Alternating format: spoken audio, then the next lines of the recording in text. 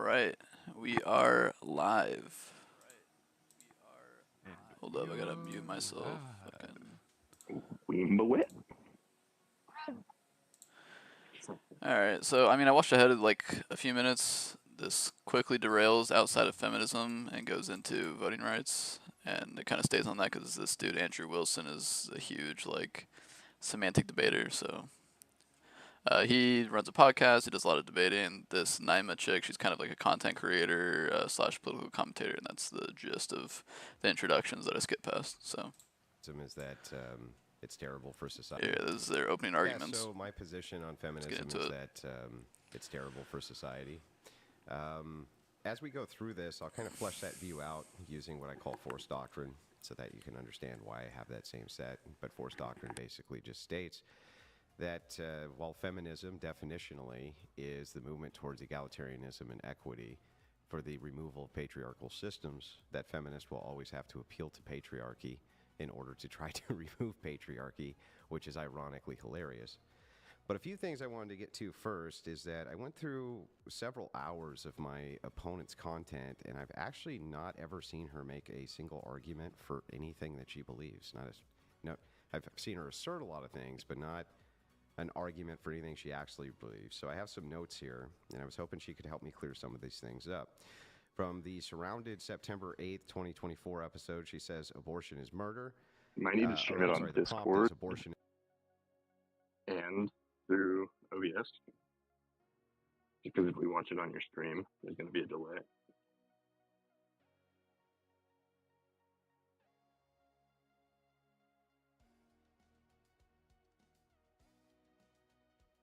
Oh, fucking muted. Yeah, it's streaming on Discord for you to watch it. Is it? Yeah. Oh, I'm not seeing it.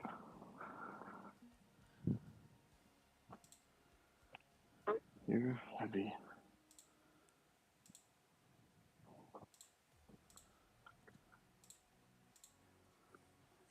What about now?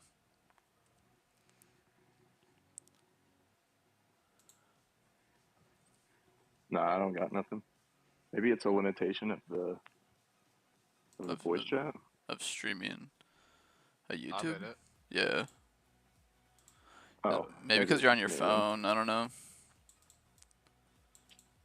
And I'm not connected to Wi-Fi, so Okay. I'll just riff off of what you guys say. All right. is murder and should be illegal.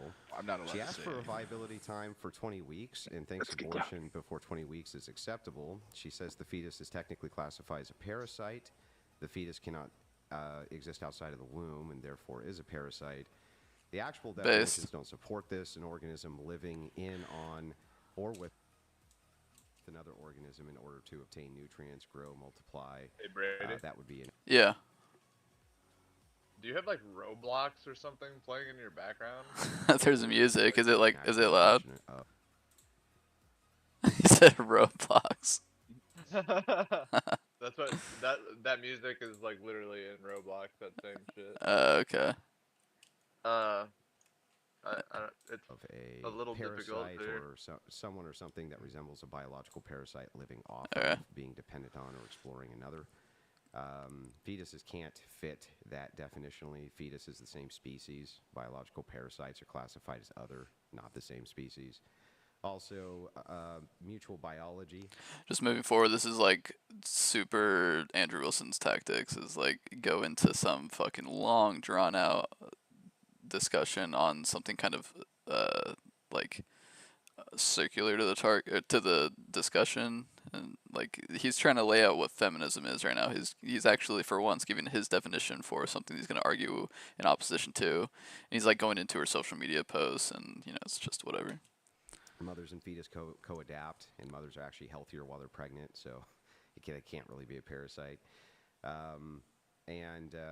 Parasites are rarely temporary, and fetuses are, so and none of that fits the criteria for a parasite. On our video Middle Ground, Progressives versus Moderates, and this is from January 19th, she says the prompt is, does the far left make Democrats lose elections? She said Kamala was not progressive enough, not far left enough. She talks about how women's rights are being stripped, but didn't give any examples of what those are. So I'm actually really confused about a lot of her positions, including her rematch against Charlie Kirk. That happened March 5th, 2025, why DEI is unlawful. So she doesn't know her why the Democrats lost. Got it. Yeah, essentially. Her rebuttal to Kirk was bizarre. Well, also, it's like, you know, people are going to say things like, oh, yeah, gun rights are taken away, and then not give examples of it. Like, it's not an example of them being, like, inconsistent with their beliefs, but it's just, you Well, know. if you think Kamala lost because she wasn't far left enough, you're probably pretty tone deaf. Well, dude, so that's the thing, is that progressives in general, they think that both are, like, just as bad, like, both parties. And neither are moving in a direction of like socialism, communism, whatever kind of like super lefty ideology they subscribe to, and yeah, there's just kind of, it's like Hassan, you know. Interesting. To do with there's no racial factor in DEI, even though Kirk gave a pretty good rebuttal. They also think that there's like this huge voter base that is just as like super left as them. You know, it's not like there's people that think that they're crazy. Is that there's like two people that are like neocons or neo-Dems or like sock Dems, and they're just they're holding back society from moving to this golden age utopia of socialism. For that, so I'd like her to like kind of dive into what she actually believes within the paradigm of feminism. But for my positive position, I will say I have a logical argument called force doctrine, and my logical argument called force doctrine refutes the feminist ideology, and it just works, as I explained before, that patriarchy must always be appealed to in order to try to eliminate patriarchy. Women can't enforce their own rights collectively, and men can. Therefore, women always have to appeal collectively to men for their rights. So you're always going to essentially have a patriarchy through force doctrine, and there's nothing women can do about that. So I'm willing to logically go through that and have it examined rigorously. But I'm hoping that with that, you can also describe your positions so that I understand them better. All right. Thank you, Andrew. If you'd like to give your opening statement. Yes. Thank you, Andrew. You know, I do think that that is an interesting claim that I don't, you know, state my arguments, because I've actually been watching some of your content, and I've noticed kind of a similar trend as well within these debates, where you will ask your debater questions but will not put forth your argument, including in your opening statement. You know, you state force doctrine, but instead of elaborating on it, you consistently talk about what I've talked about, which only one of those topics was actually related to feminism. Now, See, that's kind of what I was just talking about, where he will do this thing, like he'll just delve into an hour-long internal critique of the other person's position. So it's kind of rare that he's sort of putting forth a definition that he's like grappling with, as opposed to just like waiting for them to say something and then spending like an hour kind of debate broing and being like, oh, that's a fallacy, that's blah, blah, blah. Now, when it comes to my actual beliefs, I think my goal and my hope for this country is to see us advance as a society. I would like to see everyone have bodily autonomy, and I would like for the vast majority of people, if not everyone, to have their basic needs met. And I would like to mitigate any unnecessary conflict between the citizens of this country, genuinely. I think that my main issue with the manosphere and with your force doctrine principle is that it promotes and spreads divisiveness against men and women. It promotes and spreads violence against men and women. And it exaggerates and focuses the difference. Brother. I don't got YouTube Premium. Sorry. I think that men and women, I know men and women are the same species. We are 99% genetically similar. And the obsessive need to define and separate people based on one singular chromosome is doing both men and women a disservice, socially, economically, and politically, which we can get into. I'm ready to open it up if you want to. Yeah, I sure. guess, actually, I'd love to start with a question for you. I would like to go back to the force doctrine theory, if we can. I just kind of want to understand more. I know you've talked a lot about the equal force objection in the past. You've said men have essentially a monopoly on force. Correct. If I'm correct? Okay, perfect. And And then then want me to run around the lab when I'm done with this TFT. Yeah. No, I'm going to elaborate. Thank you. And that rights exist through physical force, and that our legal system is based on physical force. So I guess I kind of just want to hear you elaborate on that now, if you're welcome. So that's not entirely wrong. Like, you know, the cops and everything, why you comply with them is because there's kind of a threat of force and all that, but like it's kind of reductionist to say that we're not, there's not power exuded from like kind of a shared responsibility or a shared goal to maintain a like peaceful, prosperous society. So like that's always kind of annoying where it's like these manosphere dudes that just kind of are like, well, men are the strongest, so like why can't we just dictate all the rules? So you want my argument for the force doctrine? Yep. Okay, so what force doctrine is saying is very simple. That feminism, if you at least agree with my definition, and it seems broadly feminists do, that it's a movement towards egalitarianism and equity and the removal of patriarchy. If you can't have an oppressed class without an oppressor class, at least not from the Marxist feminist view. In the case, if women are being oppressed, they're not being oppressed by wolves, they're being oppressed by men, right? So if that's the case, then my argument to them is that whatever you believe this oppression is, you will actually have to appeal to men in order to either relinquish whatever this oppression is or concede to whatever it is that they want, because collectively women actually cannot overthrow any patriarchal systems. They rely on the force of men. And so if men, anytime they want to, decide to remove women's rights, there's actually not anything women can do about it, but the opposition is not true. The opposite is not true. Women cannot collectivize and take away men's rights. Okay, so are you... Well, doesn't that kind of undermine his entire point about force doctrine? If like women have rights right now, it's not strictly just because like men granted them to them, even though men were a huge part in like suffrage movements and all that, like as a voting bloc. Like doesn't that kind of we live in a society where we all vote on things and we collectively choose what's going on, and not because we're gonna like every time we have a disagreement we go and overthrow the ruling power. Like doesn't I don't know. essentially saying that women do not deserve... I think it's more like, I think it's really reductionist to like Andrew Wilson's point, because he's talking about it like in some type of like medieval context where it's like, which is kind of true. Like if the United States decided, hey, let's take away women's voting rights, right, and say that the majority of men were on board with this, like your conservatives were on board with this. It's like that's a thing that can easily be enforced by the collective of the military and the police force. But it's like we're not talking about those extremes in the data of United States citizens. We're talking about like basic like rights that we want to extend to people. And Andrew Wilson's point of view is like, oh well, like if we just throw up our hands and play pigeon chess, then it's like there's nothing women can do. I think it's pretty immature to have that approach.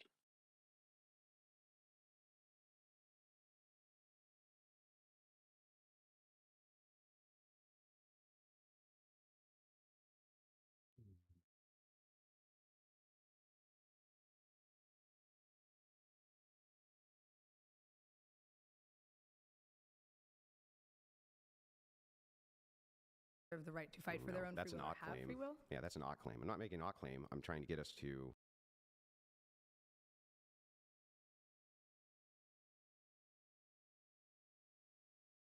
the descriptor first. So instead of making a prescriptive statement, I'm starting with a descriptive statement. What is true? And then we can worry about what should be true after we can determine what is true. Okay, but I'm trying to see, like, structurally, how does that work in the real world? Are you saying that women should not fight for their rights because they... Listen, let's back up so I can distinguish two things. Okay.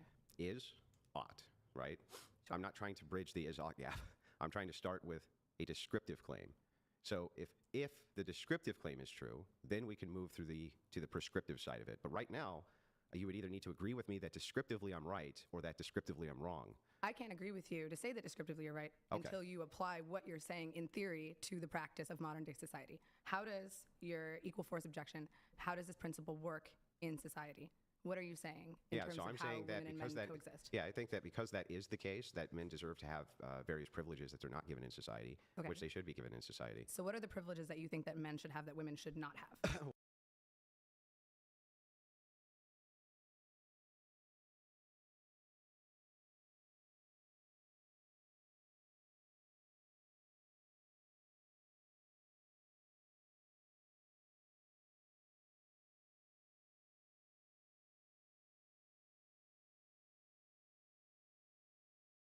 Well, primarily, I think that if you're going to look at an equalization, what I would do prescriptively would be to roll voting back. And that's for both sexes. I think that rolling voting back for both sexes is a good idea, and have some sort of perhaps like one house voting system or one marriage voting system, or people who have done some sort of collective service to the state for a voting system. I think that those things would all be very good systems for everybody. Why? Now, I would apply that, hang on, I would apply that broadly to men, and I would apply that to women. I think that right now men get the shaft because men are required to do a lot of jobs that women are not, which keeps society going, and women are not doing those things. And because of that, I don't understand why it is that women can nullify their votes and disenfranchise them, and most importantly, vote to send them to wars they don't have to go fight in. So you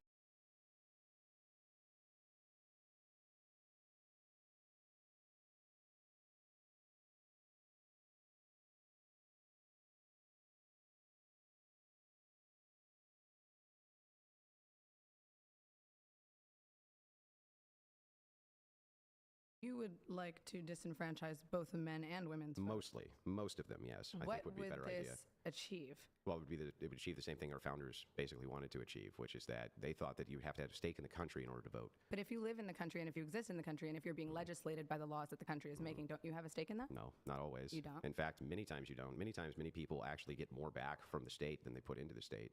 So that's at the expense of other people. Who is that?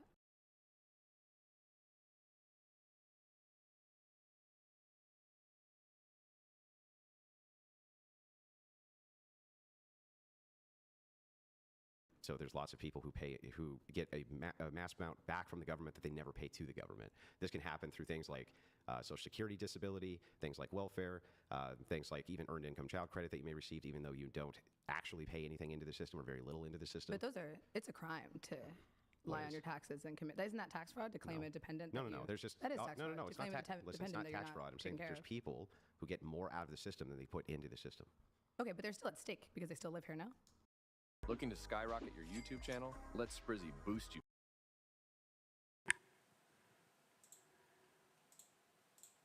If we're What is that? legislating them? But that wouldn't follow that because they live here, they deserve the right to vote, though. Yes, no taxation without representation. That's the point of representative democracy, is that everyone is represented. Then how come the founding fathers didn't give everybody the right to vote from the beginning? I mean, the founding fathers also endorsed and owned slaves. Yeah, Do you but agree with chattel slavery? Just let her finish. Go ahead. I mean, the founding fathers also endorsed and owned slaves. Okay, but do you believe in chattel slavery? Yeah. So you do realize that they could do bad thing.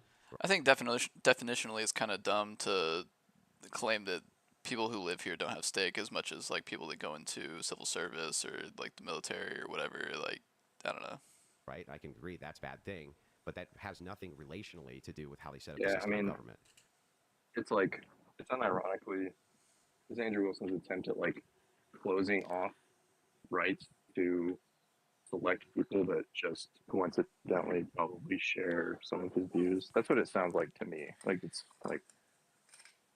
like, of course, other undesirables, like are there people who are just like hooked up on meth that like, say they've never been like a convicted felon, or there are people who literally want like the United States to fail in every way. It's like just being a cop or like just being a soldier doesn't mean you're immune to that type of thinking. Like, so it's just the majority don't think that way, and that's kind of like what his political siding seems to bank on.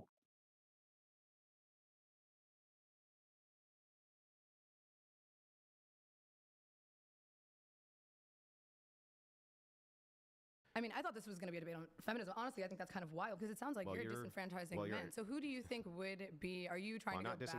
You're taking away. I'm not disenfranchising men. Calm down. I'll explain. But if you're taking away the votes of a man because he is not, I guess, landowning, is that what's the criteria for having a vote? I think ultimately more men would be voting because they would have more stake. So can I ask? Can every man go to prison? Yeah.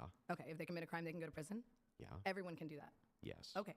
And everyone in this country has to abide by the laws of this country, otherwise they will go to prison, yes? Yeah. Okay, so why wouldn't they be allowed to vote on the representatives that define those laws? That is a stake. If you can go to prison for committing a crime that is created by the government, then you do have a stake legislatively in the laws that the government creates. That still wouldn't follow that you would need to vote. Yes, you would need to vote. Why? You want to vote for the representatives that create laws that are just and fair to you. Yeah, why? Like you could have because you could go to prison. Okay, that's a huge stake. I'll show you, right? Can kings put you in prison? Yeah. Can kings also pass just laws? Sometimes, maybe. Okay, so maybe not. if kings pass just laws, why do you need to vote? Well, why did we fight an entire answer the revolution? question before you ask another one. I just answered all of yours. If a king passes just laws, why would you need to vote? Because a king can also pass unjust laws. So can legislatures. Sure, but if you have a stake in that and if you're able to represent for your legislator, you can vote a legislator Yeah, out. but you can can't also vote a king rebel out. against kings. So like that's what I'm saying. Your position doesn't follow. It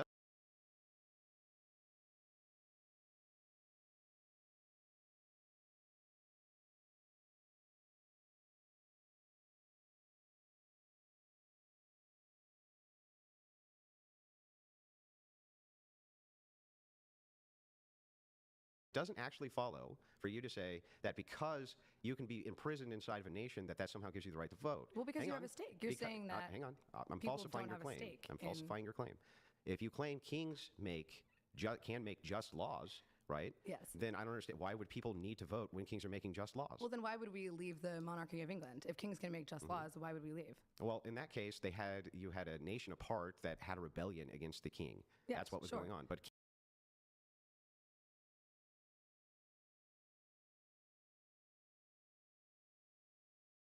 kings have been rebelled against historically under certain circumstances many times. So you'd like to go back to feudalism? Like No, you it's not don't believe in feudalism. democracy? Well, yeah, that is No, the it would be feudalism. Feudalism is under a monarchy. It would be called limited democracy, which is exactly what we had here. Do you think we had feudalism because most people couldn't vote here? We had limited democracy, and then there were like many uprisings against that limited democracy because everyone No, deserves there the wasn't right. uprisings really against that. The only uprising that I'm aware of in American history against America was the Civil War. The Civil War, the Civil Rights But that wasn't movement, about the first voting. feminist movement, That the wasn't second about feminist voting. movement, the Civil Rights movement, No, the no, voting rights movement. no. The All of Civil those were War about- wasn't about voting. Well, I mean, it was about the owning of chattel slaves. So not about voting then? Which is also about human and civil rights. But not about voting though. But voting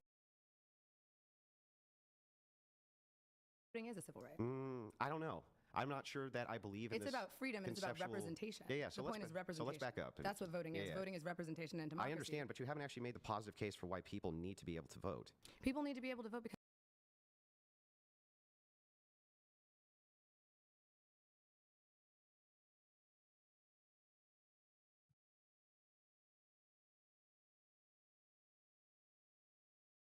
they have a stake in the legislation of this country. If you can be imprisoned in this country, if you can be robbed of your bodily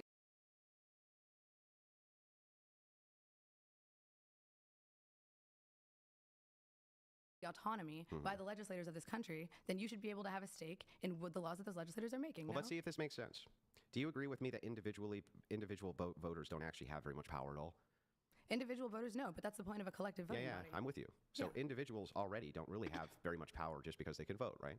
Sure. So isn't it the case actually that what you're advocating for is political tribalism? Because you don't have individual power as a voter, you actually have to tribal. Hold on, let me pitch real quick and let me tackle the tribalism point.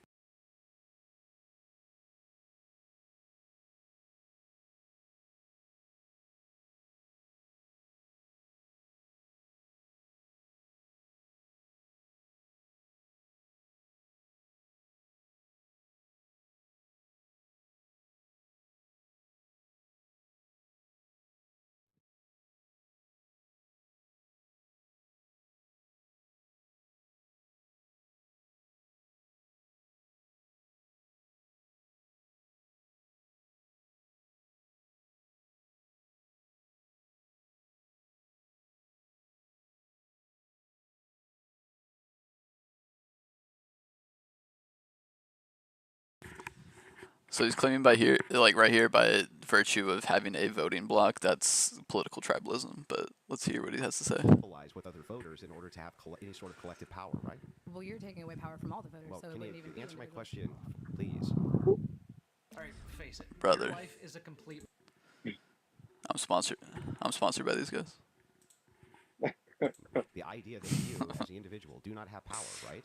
Yes. You do have to collectivize with other people, right? Okay, but how is Hang on, taking Can away you a answer vote? yes or no? No. Yeah. Okay. No. But okay. here's my question: how is taking away more people's votes disincentivizing political tribalism? Yeah, because now I have to band with someone. Because now I have to band with someone who has a vote. I don't even get a stake. So you're saying because people don't have enough power, I'm going to take what little power they do have. You're not answering my question, though. It just doesn't make sense. Yeah, I know, but you got to answer my question. It just doesn't sound like you believe in it. It sounds like you need to answer my question. It sounds like your question is meant to trap me because your argument Can you is just riddled with answer the logical question, fallacies. please? What's fallacious about my argument? You're saying that people do not have. Oh boy, here we go. He's gonna start talking about fallacies. That's not what I said. Yes, What you're doing is a straw man fallacy. Can we go back? Straw man fallacy. Oh boy. Specifically, is what you're saying doesn't Name apply every to tribalism. fallacy. When I'm talking about political tribalism, do you agree with me that you do, if you need to have collectives to have actual... What she's saying here is like kind of spot on. Like if you disenfranchise more, you're gonna have to agree with more people on certain voting rights, where you would disagree on like a plethora of other issues just by virtue of being a smaller group. So you're gonna have to give more ground to other things, so it'll create a more tribalist environment. Political power. Are you not promoting political tribalism? If you need to have but that's how voting works. It's You about want to a walk majority. into the street. It's Yes. not safe. It's not Putting safe. collective political tribalism, Sorry. right? So Yet another voting man and trying to then tell a woman what the to will do. of the majority is essentially political tribalism. Is what you're saying? Well, it's not really the will of the majority. It is Here's the what majority. happens. We're not Do you going that understand way. You want to walk into traffic. That's not a fun thing.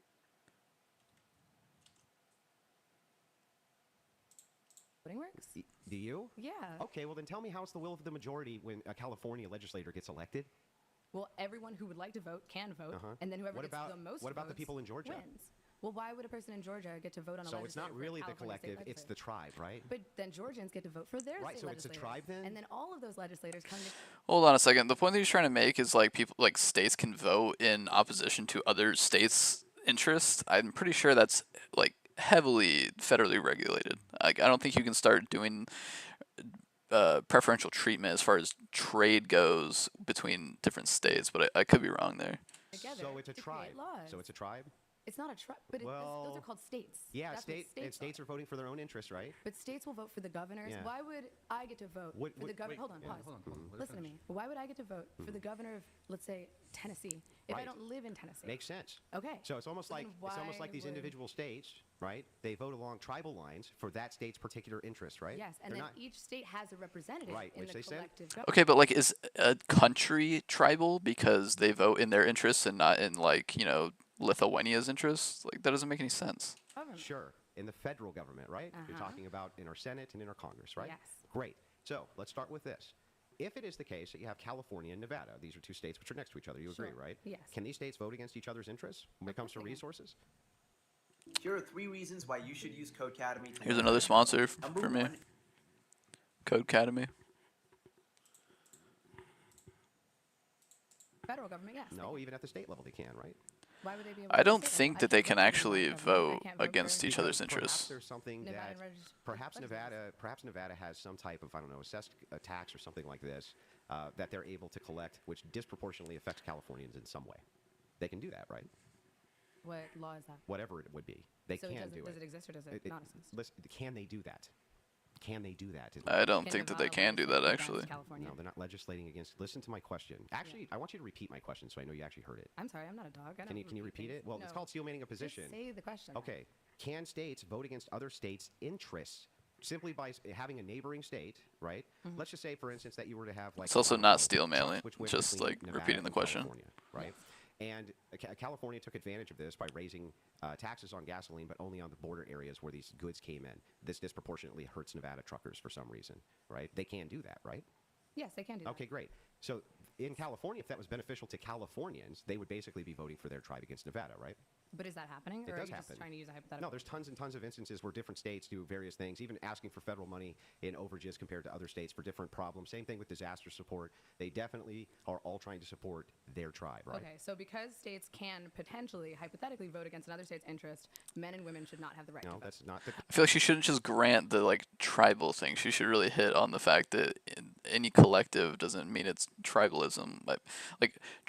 From what I understand, tribalism is more referring to like, oh, like I am a Democrat, I will vote for like anything in regards to democratic policies because I believe that Republicans are evil. Like that's an example of tribalism, not just because like, oh, I'm in Virginia, I'm gonna vote for like beneficial tax codes in Virginia. That's not fucking tribalism. I'm just a voting conglomerate. Conclusion. But that was your argument. No, the that's- privilege is, no, we're- you again, do stated, you know what a no voting, descriptor both is? sexes, What's a one marriage voting system. Why don't you understand the difference between a descriptor and prescriptor? What did I prescribe? What you prescribed is one voting system. Is a voting system in which both men and women are disenfranchised. Yeah, what I'm doing right now is I'm giving you descriptors so we can determine if it's tribalism or not, because you said it's not tribalism to have collectivism and voting blocks, which is insane. But what you haven't been able to answer is why disenfranchising more voters is somehow solving political tribalism. Let her get to the end of the sentence, please. Well, let me explain it. Sure. The best way that I possibly can. Your worldview promotes political tribalism. So what happens is this. NGOs can go to our government and they can bribe them for voting blocks. And that's exactly what they do. Non-government organizations do this, and lobbyists do this. And what they do is they raid the treasury from people like you and me so that they can bribe certain portions of the electorate in order to incentivize them to collectivize. That's why black people often vote as a monolith, for instance. They vote monolithically, up to 80-90% together, especially in national elections, because they're made certain promises out of the treasury from the electorate, usually at the expense of other forms of voters. This is 100% tribalism. So how are NGOs bribing politicians, influencing who black people as individuals choose to vote for? How do NGOs do that? I just don't understand how you're saying. I mean, I agree that NGOs should not be bribing and lobbyists shouldn't be bribing, but instead of that's what they do, though, right? Okay, but we're trying to get back to your claim that what if there's less people voting? It'd be easier for NGOs to kind of like circle the demographic and have them vote in their interests. My claim. Okay, well, I'm responding because this is a conversation. Yeah. Sure. So we're trying to get back to your claim that less people from both sexes should be able to vote. Yeah, no, that's not where we just were. That's your initial claim, but now you're just pivoting. Where we just were was... Well, you're not letting me finish my sentence. No, because you're pivoting. We're talking right now about whether tribalism is descriptively true in your voting system. I understand that, but we're trying to get back to your initial claim because you have a very important claim to defend. You're trying to take votes away from the American people poorly, but let's get into it. So NGOs bribe, lobbyists bribe, and that is impacting who and what politicians are promoting. I would agree with that statement. Would you agree with that statement? Well, not just what they're promoting, but also they are setting the precedent for laws themselves. Okay, yeah. So they actually, I would even argue back that NGOs and private think groups write the laws in which politicians most often execute, and so do bankers as well. I agree with that. So why would taking away votes from the average American and singular citizen prevent NGOs and lobbyists from having an ability to impact and predict and create laws? Yeah, so if you move to stakeholder democracy, this idea that you had to have some sort of public service or something like this, it actually collectivizes down the voting pool, which adds responsibilities to the voters who can then be held accountable, which right now voters can't be. That's why. That's why it's so important. So voters can be held accountable. So you're saying how? Well, legislators will create laws that hold those voters accountable. We're the ones who have to follow them. Do you not have to follow the laws? Well, that's not you being held accountable. It is being held accountable. No. So right now, under tribalism, you can get laws passed which affect me, but benefit you. I can't go hold you somehow accountable for that. But that's how a majority voting works. That's how democracy works. Which is why I want limited democracy where we can actually hold people accountable. Because you just want to be in charge. How would I be in charge if it's stakeholder democracy? Well, wouldn't there still be voting blocks that can vote against your interests just because there's less of them? I don't understand the argument here. You said one marriage voting system. That could be one way of doing it, yes. Okay, what are the other ways of doing it? Another good way would be public service. So whoever does a public service. Perhaps up to 3 to 5 years unpaid, or military service would be good. So during this public service, 3 to 5 years unpaid is insane. How are they paying for food and groceries and housing? Yeah, so the state would take care of that, just like they do in the military. The state would take care of that, like they do in the military. And how do you plan on getting that passed? What does that have to do with anything? Well, because let's say I could never. That's a complete non sequitur. Ideology of the system. What does that do with anything? What's the point in creating an ideology that will never work? How are you going to get Marxism passed? You're not. So aren't you a Marxist? But you're a Marxist, right? How did you know that? Well, I don't know. That's what your videos seem to imply, that you believe in Marxist feminism. Did I ever say that I was in Marxist? Oh, I don't know. Are you a socialist? On a certain level. Okay, how are you going to get socialist? That's silly. That us making the comparison contrast between socialism, capitalism has no bearing on whether or not I could somehow get this passed or have some plan to get it passed. Okay. I'm arguing about the ideology here. Do you want to understand my belief or do you just want to guess? Well, hang on. What does that do? You know what I just said, though? Well, I mean, you just called me a Marxist. Do you agree? You just called me a socialist. Well, if you're not a Marxist, I said we're doing a comparison contrast of worldviews and ideology. If we're doing contrast worldview and ideology, it's a non sequitur to ask me, well, how are you going to get it passed? What does that have to do with anything? Well, why would you create a worldview that fundamentally cannot work in practice? Well, it's not a worldview that fundamentally cannot work in practice. Even if I couldn't prescriptively tell you, the next political chain of things we do to get there has nothing to do with whether or not the worldview in practice would work. Well, do you have any practical? She's off balance now. I feel like she was really on his ass, and now he's working from the position he usually likes to, and she's kind of trying to find a way in, and he's, I don't know, doing a good job at keeping her off balance. I guess it's for how we could apply this to a modern day society. Well, I just told you how we would apply it. You would have stakeholder democracy. Okay, so that's just so one day we're just gonna flip a switch and have that. Like, I don't understand. No, what do you mean? Okay, you could have an amendment for it. You could repeal the 19th Amendment. You could. So you want to repeal the right to vote? Or just replace it. It wouldn't be. What I'm talking about is universal suffrage. You keep on making a conflation in terms. You think that because I say universal suffrage, that means no suffrage. I'm talking about limited suffrage. So who gets to decide who gets the right to vote? Didn't I literally just tell you who gets to decide who gets to vote? Okay, so everyone who participates in this public service gets the right to vote. That could be one way to do it. Yes. Okay, and that anyone could do that. You wanted to? Yeah, people could do it if they're willing to give up X amount of years of their lives for unpaid service so that they could then vote. But it's not unpaid service because the government would be paying for their food and their housing. Yeah, but you wouldn't be getting anything additional to that. Okay, well, why not just have civil servants who are already? Because civil servants have specific jobs to do, like working at the DMV and stuff like that, and working in the Social Security office. So you're basically saying anyone who does community service should get the right to vote? No, some sort of civil occupational service under the state. That could be like civil firefighting work, maybe. It could be civil paramedic work. It could be there's all sorts of different things you can look at for stakeholder democracy. When we've seen it applied around the world, it's been somewhat successful. And do the laws apply to everyone in the society, or just the people who? Yeah, choose they to still participate apply in to this everyone. democracy? Yeah. Okay, so how can you create and apply a law to people who are not represented? I just don't understand. Morally, how do you justify There's it? nothing immoral about it. There's nothing immoral about it. I mean, but that's like kind of I would say it's more immoral. Why is it moral for an 18-year-old to nullify the vote of a 41-year-old? The 18-year-old doesn't even know what they're voting for. How's that moral? Well, because the 18-year-old is still subject to the laws of the state. Yeah, but they don't even know what they're voting for. Can an 18-year-old go to jail for 20 years? A 16-year-old can. Should they be able to vote? 16-year-olds can't go to jail. Yes, they can. 16-year-olds can go to jail for life. Should they be able to vote? I mean, no, but why? Why not? Why not? The laws apply to them, though. Why would a 16-year-old be going? Hang to on, jail I don't understand. Because you murdered someone. Okay, that's fair. I mean, if you murder someone, that's a whole. So I don't understand. Why can't he vote? The laws apply to him. Why can't he vote? Yeah, but we all understand. No, we all understand it's not an argument. Why does it? She kind of put herself in a bad position here, like trying to define, like, what qualifies voting rights and what qualifies, like, who gets to dictate what's going on in society and, like, why those rights are given, etc. 16-year-old get to vote, even though all the laws. I think that jab at her, like, through raw political beliefs, like the socialist, like, knocked over her equilibrium a little bit. You're kind of like, I can barely understand you, Nick. Sorry, I won't talk until I have better connection. Yeah, I mean, I think I heard what you're saying, but, like, yeah, the jab at her, like, her at-large stances kind of threw her off balance, and now she's, like, trying to find a way back in and not seem, like, what's the word, discredited just because she has some, like, socialist-leaning beliefs, even though our government kind of operates in socialist capacities in regards to a lot of things.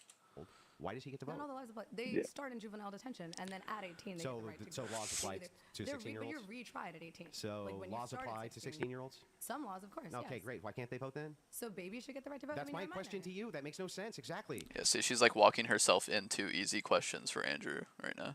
So why do we limit it to 18? Well, that's the age that we've defined. Or not even easy for Andrew, but just, like, things in support of his point. Being a legal adult. That's the age that we as a country have universally agreed with our right to vote is. Yeah, but what makes that a good idea? Just because you arbitrarily. That's the yeah, but just because you arbitrarily say, for instance, that because you're 18 and you're an adult, like you can't buy cigarettes, you can't buy beer, you can't rent a car, but you're an adult and now you can vote in the participation of democracy. At least raise it. So you'd like to raise it? At least raise it. So you would like to universally raise the age to vote? I think that would be a better idea than, like, not allowing No. What I said is at least do that. But the thing is, like, you're actually inconsistent here. Your whole argument is to say if laws affect people, they should have a right to vote. But we have an entire cast of people from the age 17 down who laws apply to and can't vote. And you just are like, you shrug that off like you didn't contradict yourself. I'm pretty sure it has something to do with brain development. But we've all, like, you have to have an not fully age developed till what, 25 according to the studies? How do you have a society in which you don't have an age that someone becomes a legal? I agree, but why couldn't you have a society in which you had stakeholder democracy? It's the same logic. So if you're saying that we should not disenfranchise children, why would you then disenfranchise people who are legal adults? When did I ever make the claim that I wanted children to be able to vote? You just said that if everyone should have a right to vote. No, I told you that your view is inconsistent. If it is the case propositionally, you say, Andrew, if laws apply to people, they should be able to vote. Except, I don't know, everybody 17 and under. That's inconsistent. Hang on.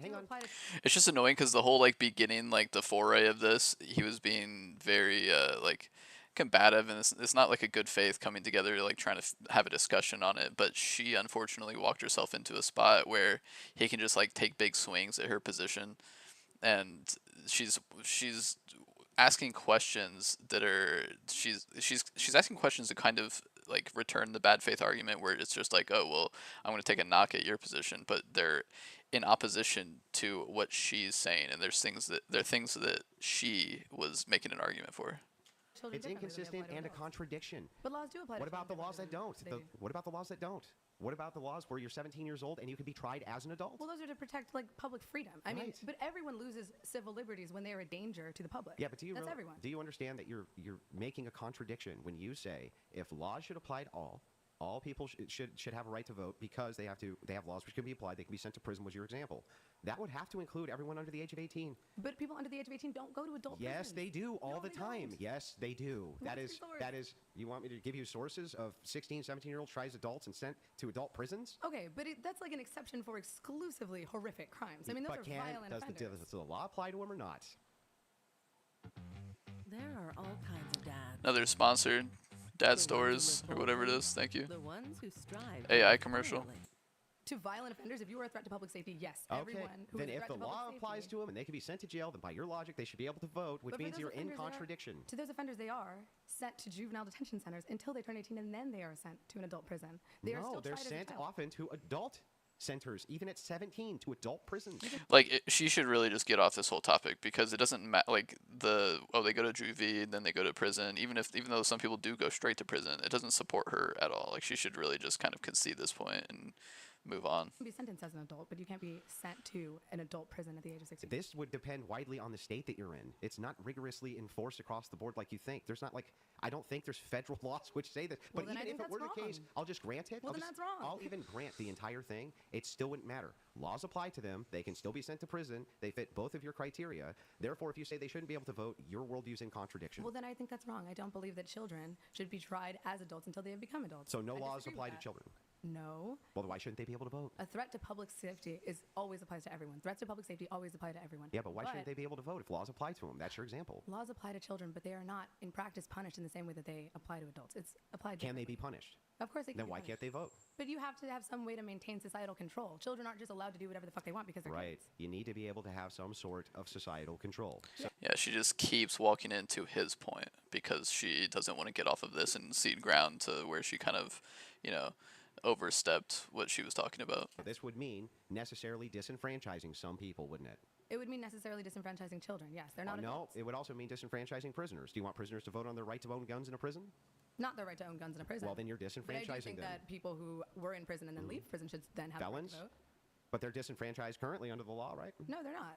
Yes, they are. If you're a felon, you can't vote. Yes. Oh, well, once they leave, yes, I do think that that's disenfranchisement, and I think Florida just rolled that back. Vote Yeah, for but Florida. what's wrong with disenfranchising like murderers for life? What's wrong with disenfranchisement? Well, they would be in jail for life. If No, they no, no. committed a They're murder. out of jail. They're just felons, so they can't vote. Well, I think that felons should be able to vote once they Should have felons be able to own guns? No, because Oh, well, I don't understand you. So you're again, But do you you are so inconsistent with your Pause a minute. disenfranchising. Pookie, do you understand? What? Disenfranchisement Pookie. should exist so long as someone is a threat to public safety. The reason why prisoners are not allowed to vote who are currently in prison is because they are a threat to public safety. 16-year-olds aren't a threat to public safety. No, but they're children. You can't allow anyone So to vote you who's a can child. arbitrarily disenfranchise people based on the fact that you think they're not capable of making good voting decisions, right? No, a child is legally different than an adult. Because they can't make You can't have good, sex with a child. Because That they would be can't make statutory rape. because they can't make good decisions. No, because they're legally classified as a child. Do you not understand Because what a they child is? can't make good decisions. Because they're 2 and 3 and 4. They're not legally an So adult. they can't make good decisions. Well, they're 2 and 3 and 4 and 16 and 17 and almost 18. Like she should really just give up on this part. No, they can make good decisions. She should but really generally try to speaking- just move away from this goalpost as far as possible. Yeah. speaking, you can't have children vote. There is a I legal agree age with to vote. you. You can't. Okay. But why is it then that if I were to say that I only want 25-year-olds to vote, I would be disenfranchising? But you didn't say you only want 25-year-olds to vote. You do you said understand? that you only want. Like she's creating a scenario where she's arbitrarily disenfranchising people. He wants to specifically disenfranchise certain people, and she has a problem with that. So she should move towards that and away from like this weird circular argument about like age and all that stuff. One marriage voting system per household. Yeah, You well, that's said one way, yeah. You want less of But- both adult men and But do you adult understand how women my to view is be able to vote. consistent, but yours isn't? Because if you were to agree with me that you wanted, like, okay, Andrew, I would compromise the 25-year-olds voting, you've now disenfranchised everyone from the ages of 18 through 24. If you were considered all a legal overnight. adult, you should be able to vote. That's my state. If you are considered a legal adult, if you are tried as an adult if you are allowed to buy a house, have a child. But that leads to the problem is that leads to political tribalism. So, like, for instance, why is it a healthy society to It's have just so stupid. Everything leads to political tribalism. There's always going to be voting blocks, and I don't know how like certain voting blocks are different than his definition of political tribalism. Women who are married voting against each other. That's a terrible idea. Because they're both like, but if a man commits a murder, does his wife go to jail for that crime? No. No, 'cause they're not the same fucking person. What does that have to do with anything? If they're different people and they're both tried differently and they both have separate lives and separate bank accounts and separate bodily and physical autonomy, then they should each get a stake in this government. No. Well, that literally has. Oh, dude, this is such like debate purgatory. He knows exactly where she's trying to take him, and it's a good point, and it's like kind of.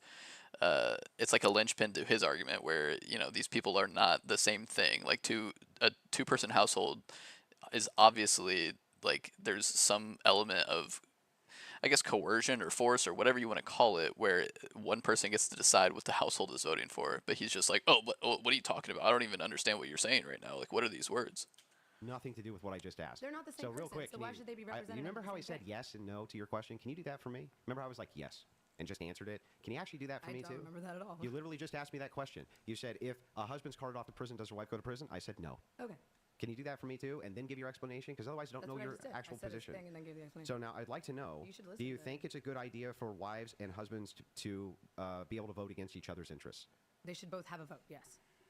Well, but they can't vote against each other's interests, right? That is circumstantial. They may not. They might. Yeah, they may not. They might. I agree with that. Yeah. But why is it good that option's even there? Seems like a terrible idea. Because in a representative democracy, everyone should be represented with a vote. Yeah, I get that's a descriptive truth, but you're not telling me why that should be the case. If I were to give you the counterclaim here, I would say if you had like one household voting or something like this, it would be much more uniform and wouldn't divide families against each other. And that's exactly what the vote has done. But they're both. But why is that good if they're voting in a uniform way? One, won't they be easier to capture by like NGOs or whatever kind of soft influence? And two, wouldn't that be kind of disenfranchising anyone that might exist in that household, even if there's like 18-year-old children?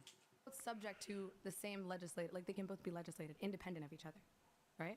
No, well, not really. One cannot at that point make a decision that doesn't affect the other one usually. Yes, I can. Not really. What? I mean, Roe v. Wade.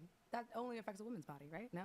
You think that if a man is married to a woman and she goes and aborts his baby, that doesn't affect him? Of course it does, but it affects him differently than his body. But it's still, but that's my whole point is that everything they do in this household is going to affect each other. Sure. So you wouldn't want to promote systems which divide husbands against wives. But they're individuals. No. What does that do with anything? Are they the same person or not?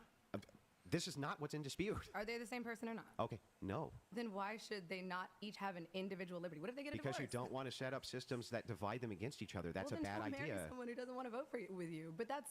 No, do you understand that like people's preferences change over time, and there could be various reasons in which, if you have a tribal type of mentality, like take abortion for instance. Abortion's a great one. Do you think that it's possible that women, for instance, could hold it against their husband and say things like "do this" or "I'll abort your child"? They could actually do that, right? Yeah, hypothetically, sure. Yeah, and have that done would be that. Immoral. And have done that. That would be immoral. Yeah, but wrong. While true, couldn't the husband do the exact same thing? Like, I'm going to make your life a living hell because I'm the man in the house if we don't vote this certain way? Like, I don't know. It just seems kind of circular. But you wouldn't say they couldn't go get the abortion, would you? What would you say a man can But hang on. Answer the question first. What? You wouldn't say that they shouldn't be allowed to do that, though, would you? Well, if it would be disenfranchising millions of other women who aren't. No. That's yes or no, please. You wouldn't say that you would not actually say that they should not be allowed to get the abortion, right? No, I think everyone should have access to. Okay, so even if it were the case that a woman, right, was holding the man basically emotionally hostage with her pregnancy and said, "Do what I say, or I'll get an abortion," right? You would not make any claim that she could or could not get that abortion, would you? I would make a claim that what she's doing is immoral, but I wouldn't make a claim that. Should anything happen to a woman who does that? Yeah, What? I mean that's blackmailing. It's not blackmail. I think on a level it's emotional blackmail. I Yeah. think you should be able So to what should happen? Should they go to jail? I mean, maybe pay damages or a fine. A fine? Yeah. How much should the fine be? I don't know. $200? How much is an abortion? They'd be the same as an abortion? Can I ask you a question? So just to get this right, well, I want to finish this real quick. No, and then we can move back. Well, no, you can't until I finish the inquiry. Okay, but well, then I'm not going to answer your question. But you can inquire back. I just want to finish this inquiry, the line of inquiry, that's all. So just to make sure I got this right, you have now said that the tribal voting does indeed pit husband against wife, has the potential to do so, right? And I've even conceded to specific examples of where it would be in a woman's interest to vote against her husband, to have a right to do something which could be used against him later, and then said, well, the punishment should be like, oh, maybe she pays a fine if something like that happens. And how are you going to convince people that that's a better system than one household voting? That's a terrible system. Because then the leader of that household, or the head of that household, has control over the right and the will of every single person in that household. You're fundamentally denying people free will. They're not allowed to. Yes, they are. Because if they're both denying of free will, huh? Because if they're both legislated by the same government, and one of them has no say in who is elected into that government, but still, because you're still they still have free will. law, but you're still impacted by laws. So what? You're being impacted by laws when you're 17. They can't vote. You have a consistency issue. Not at the same extent as an 18-year-old. Not at the same extent. They can have it to the same extent as an 18-year-old. Yeah, she needs to let go of this premise that like if you're afflicted by the laws, then like you have the same stake. Like even if you like, I agree with her ideologically, but like it's bad because he can just take big swings. In very rare exceptions, but you're but they can then. So you're disenfranchising people. But look at you. You're I think the issue is that if she does give ground to that way of thinking, then it opens up Andrew Wilson to basically just steamroll the rest of her positions. Yeah, but she conceded that like, oh, that's the problem though, is that like he's still making the positive claim. Like she can still internally critique things along the way, but because she got stuck in like her like definitions moving forward, she's just spending the rest of this time defending these kind of smaller points just because she doesn't want to be led into a position where she feels trapped. So it's like if she could just grant that, maybe it's more fertile ground where he thinks he has like better ideas somewhere along the way. Population even in the general population. I'm not talking about murderers. Yeah. I'm not talking about so let's start with this. I'm not talking about school shooters. I don't think it's generally speaking a good idea to let 18-year-olds, 19-year-olds, 20-year-olds to vote, to disenfranchise the votes of people who are politically informed because they're being used as a leverage voting block for elitists. And that's what's actually happening. What's actually happening was what you just said. You know, NGOs and lobbyists are lobbying Congress to get various things passed. And what they do is they try to leverage the votes from a tribalist purview in order to get the things that they want, right? And 18, 19, 20, 21-year-olds are highly impressionable, right? So we're 22, 23, 24, 25-year-olds highly impressionable. And so we're 30, 35, 40, 45-year-olds. Like, what is he talking about? We all have boomer parents that are hooked into Fox News or hooked into CNN. I don't understand how they're sure, they're more impressionable because their brain's not fully developed, but people's interests change and they're just as impressionable along those like ideological lines. One way that you can eliminate this idea that they could be gone after by the parasitic NGOs who run things is by simply limiting the ability to vote to people who have such a political interest that they actually do social service for up to 5 years so that then we can trust them with the right to vote. Okay, I have two statements. Can you let me get through them? Sure. Okay, so here's number one. Before we go into that, I'm going to go take a piss and then I'll be right back.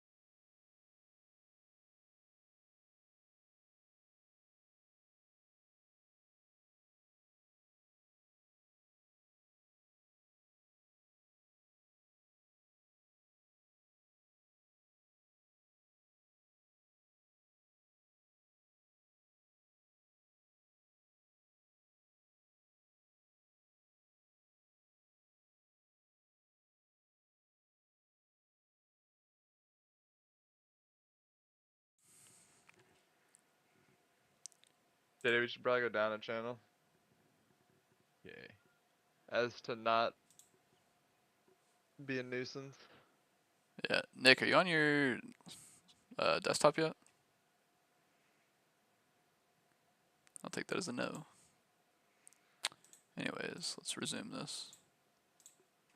I agree that lobbying generally is bad. I'm not here for NGOs. I don't think anyone really is. I mean, but the whole point of why we don't like them is because we want to be represented by our legislators fairly and accurately, and we don't want it to be in the control of a private interest group. So lobbying's bad? Yes, generally, I think that lobbyists and NGOs are not bad. good.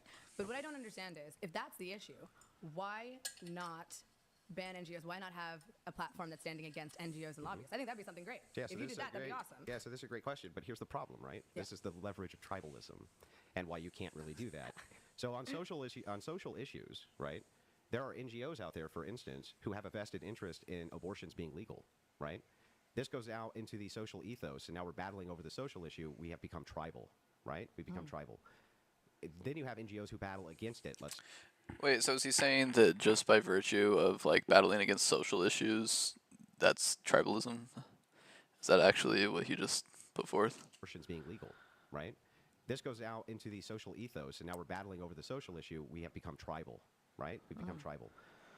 Then you have Okay, NGOs who that's a battle against fucking it, let's say, brain the dead social definition, issue. but whatever. They also are making a ton of money off of the counter battle, let's say, also utilizing political tribalism. The whole idea here is divisive tribalism is what enables NGOs to begin with. They make a ton of money off of it, especially off of race hustling and DEI. So then again, why not just ban NGOs and lobbyists? Yeah, and you can't allow everyone to still have a vote in a representative I'm giving democracy. you the descriptor. I think it's hilarious that you keep calling democracy tribalism. It leads to tribalism, yeah. Yeah, but I mean, full democracy leads to tribalism. So There's no way around it. Yeah, exactly. Yeah, so does sports. Sure. So should we ban sports? Why would you ban sports? That's a total non sequitur. It makes no sense. Why would you ban a huge percentage of the population from voting? Because I would want to avoid political tribalism so that elitists can't exploit low information voters, which they do right now, in order to enslave the planet. So you're basically saying that people are too stupid to have the right to vote? Yes. That's dumb, dude. I mean, Don't you based. agree with that?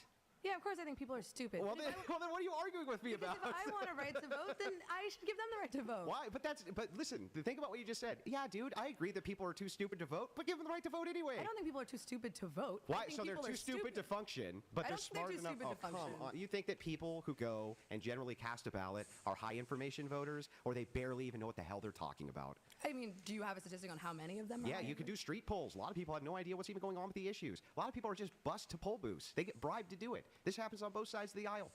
Like, how many times have you seen canvassing? Yeah, I think she should definitely like steer it back towards feminism because this is a losing argument. People are fucking stupid, and a lot of people should not be voting, and a lot of people don't care, and they just go and cast their ballot, and like they don't actually know anything about what's going on.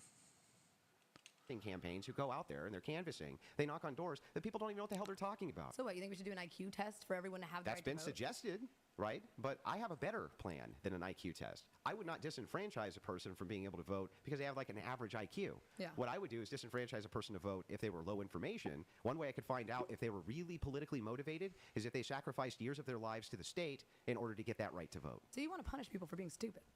No, I just don't want them to nullify well-informed vote. Based, yes, punish people for being stupid. From people who are smart and on the issues and understand the issues. But taking away someone's vote would be punishing them in a sense. It's not punishing them. Yeah, It's actually stopping them from punishing themselves and the rest of society because they're easily exploited by social elites.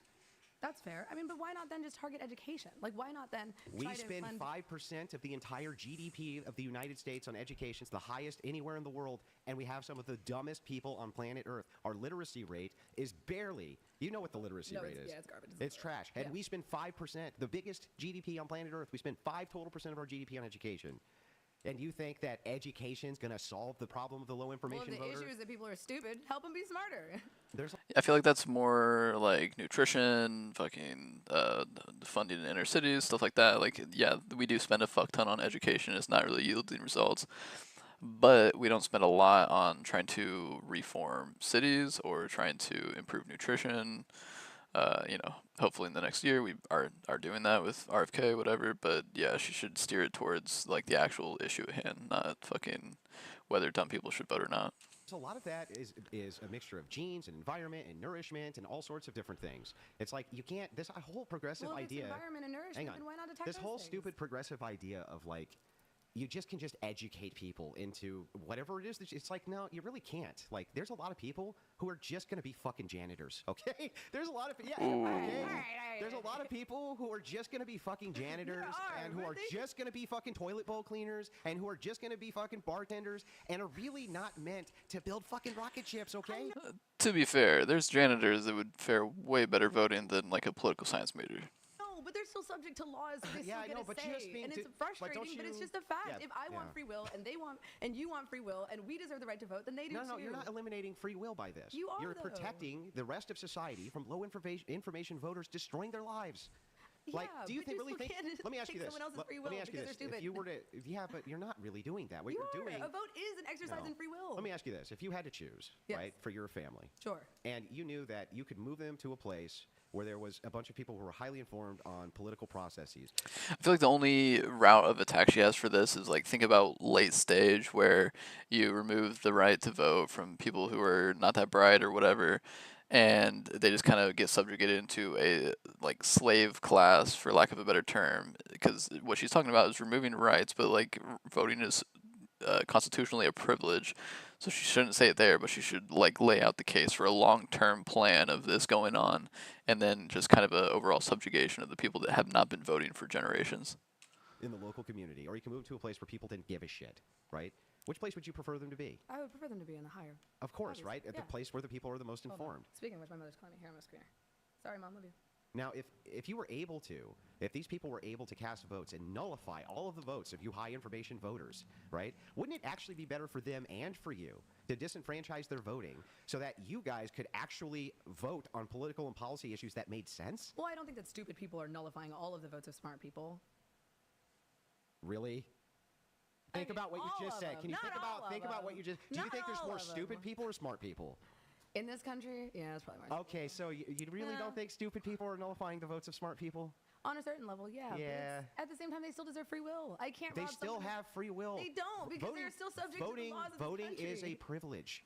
If you go to Australia and you commit a crime, can you go to jail in Australia? Yeah. But you can't vote in Australia, right? Sure. So you see how that makes no sense? Like, what you're saying makes no sense. It feels like she's kind of retreated to this like kind of daughterly position and letting Andrew Wilson just be like I'm the wise older guy, and she's just kind of playing along. Like, she's not really putting up a good defense of her internal critique of his position. I don't think she even realizes she's like exited the domain of internally critiquing his position. Another country and endanger people. Like, that's a threat. You're not even endangering safety. people. If you're just like drunk in public, you can be arrested. That is a threat to public safety. No. Public intoxication is a threat to public safety. That doesn't mean you're going to actually do anything wrong, right? But you could. Yeah. Drunken people are habitually more violent, statistically more violent. Or you could break some public ordinance, right? You could break some public ordinance you didn't know about, like you're on a beach, right? Yeah. And you're in your shorts, and it was supposed to be t-shirts and shorts, something like this. Yeah, but breaking public ordinances doesn't lead to jail time. It does if you don't pay the fine. Well, then you should pay the fucking fine. Well, see what I mean, though? So you are subject to those laws, and you are subject to imprisonment based on those laws. And if that's the case, you can't vote in those countries. Okay, but... And she's letting him redirect it to her assertion of, like, if you're subjected to the laws, then you have a right to vote because you have stake in the game because you're subjected to the laws. It's just, she needs to abandon that. You're not a citizen of that country. You're still a citizen of this country. If you were a citizen of this country, you live here, and you are subject to the laws of this country for your entire life. Not abandon it because it's that bad of a position, but just abandon it because he's kind of destroying her in regards to that argument. From birth to death, you should have why do you want dumb people to disenfranchise your well-informed vote? That makes no sense. Not only that, you say that you're actually emboldening them with their free will, right? It's like, that's so silly, because ultimately, these people who are politically low information, they're so low information, you're allowing them to get taken advantage of. Of course I don't want dumb people to disenfranchise my vote, but I don't think that the solution to that is a one-marriage voting system, or you have to do public service for 5 years. Give me an alternative. But can't dumb people do that too? Like, couldn't a dumb person just do some fucking community service for 5 years and then get paid? I mean, like, they're dumb True. Listen, I agree. True. Dumb people can join the military, and the military would definitely fall under what he's talking about right now. That there can be some stupid people who get through the system, but they're not going to be... I mean, look at Sam, my brother. He's dumb as fuck, and he's in the military. Probably low information. You're not going to go through 5 years of civil service like that for the purpose of being able to vote and be low information, or you wouldn't do it. You have an interest. That's what the whole point is. Well, I mean, if your housing and your food is paid for, I think there are a lot of people who'd be interested in that. The Army. I mean, that's like exactly a the version Army. of You have service. to take the Army. You have to take an ASVAB test, and you have to score X amount of a score in order to even. Oh, pause. He is not talking about the ASVAB test being a marker for whether or not you can vote, or should be able to vote. Be placed in those things. Big dog. My boyfriend's a vet. He talks about some dumb motherfuckers in the army. Sure, there's dumb people in the army. But so they. There's not some dumb people in the army. There's like majority of people that are dumb in the army. But to qualify for certain jobs. And the ASVAB is no marker for intelligence unless you're scoring like upwards of 100. Like I had people in my job, I only had to score like a 80 something, and a lot of dumb motherfuckers in my job. Can't be. And for civil infantry, I'm pretty sure you can score like a 15, and you can still go do that. Service or something like this, you can do intelligence tests or things like that. Okay, so you're basically saying there should be an IQ test, and only those who would like to be civil servants if you're who pass that IQ test. Well, I think you should should probably implement an IQ test for the military too, which they do. Yeah, because I mean, she shouldn't even grant that because they don't do an IQ test for the military. But they do. But they do. It's like a practical test. It's like working knowledge of things. Unless it's in wartime and they're like, okay, well, you just need a body in here, and then they'll grab anybody off the street. But yeah. Can we ask about right now? No, it's not even in wartime. It's right now. They're like, even with recruiting being low, they are kind of just grabbing bodies off the street and ASVAB wavering them. I want to confirm that. Of course. Aiden, do you do IQ tests? I shouldn't even hate on infantry because like fucking S1 is the dumbest motherfuckers. For the military. Wait, you want boyfriend reveal? Yeah. Oh, sure. Wait. Oh, go. It's okay. Yeah. Just go around that way. Army combat. Yeah, there are people who are there who are dumb. That's true, but they. Here, baby, come here first. If you can, just kind of like. I've heard of that. It's called a Cat 5 waiver, right? They give them a Cat 5 waiver. Can you just? Baby, come here. Not chill out.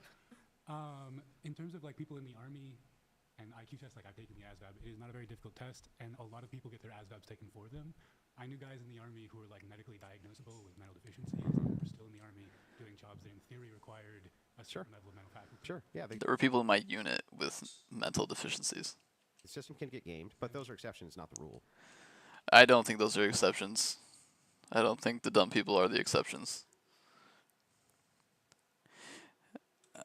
I don't know if he knows anyone that was in the army if he's making these claims.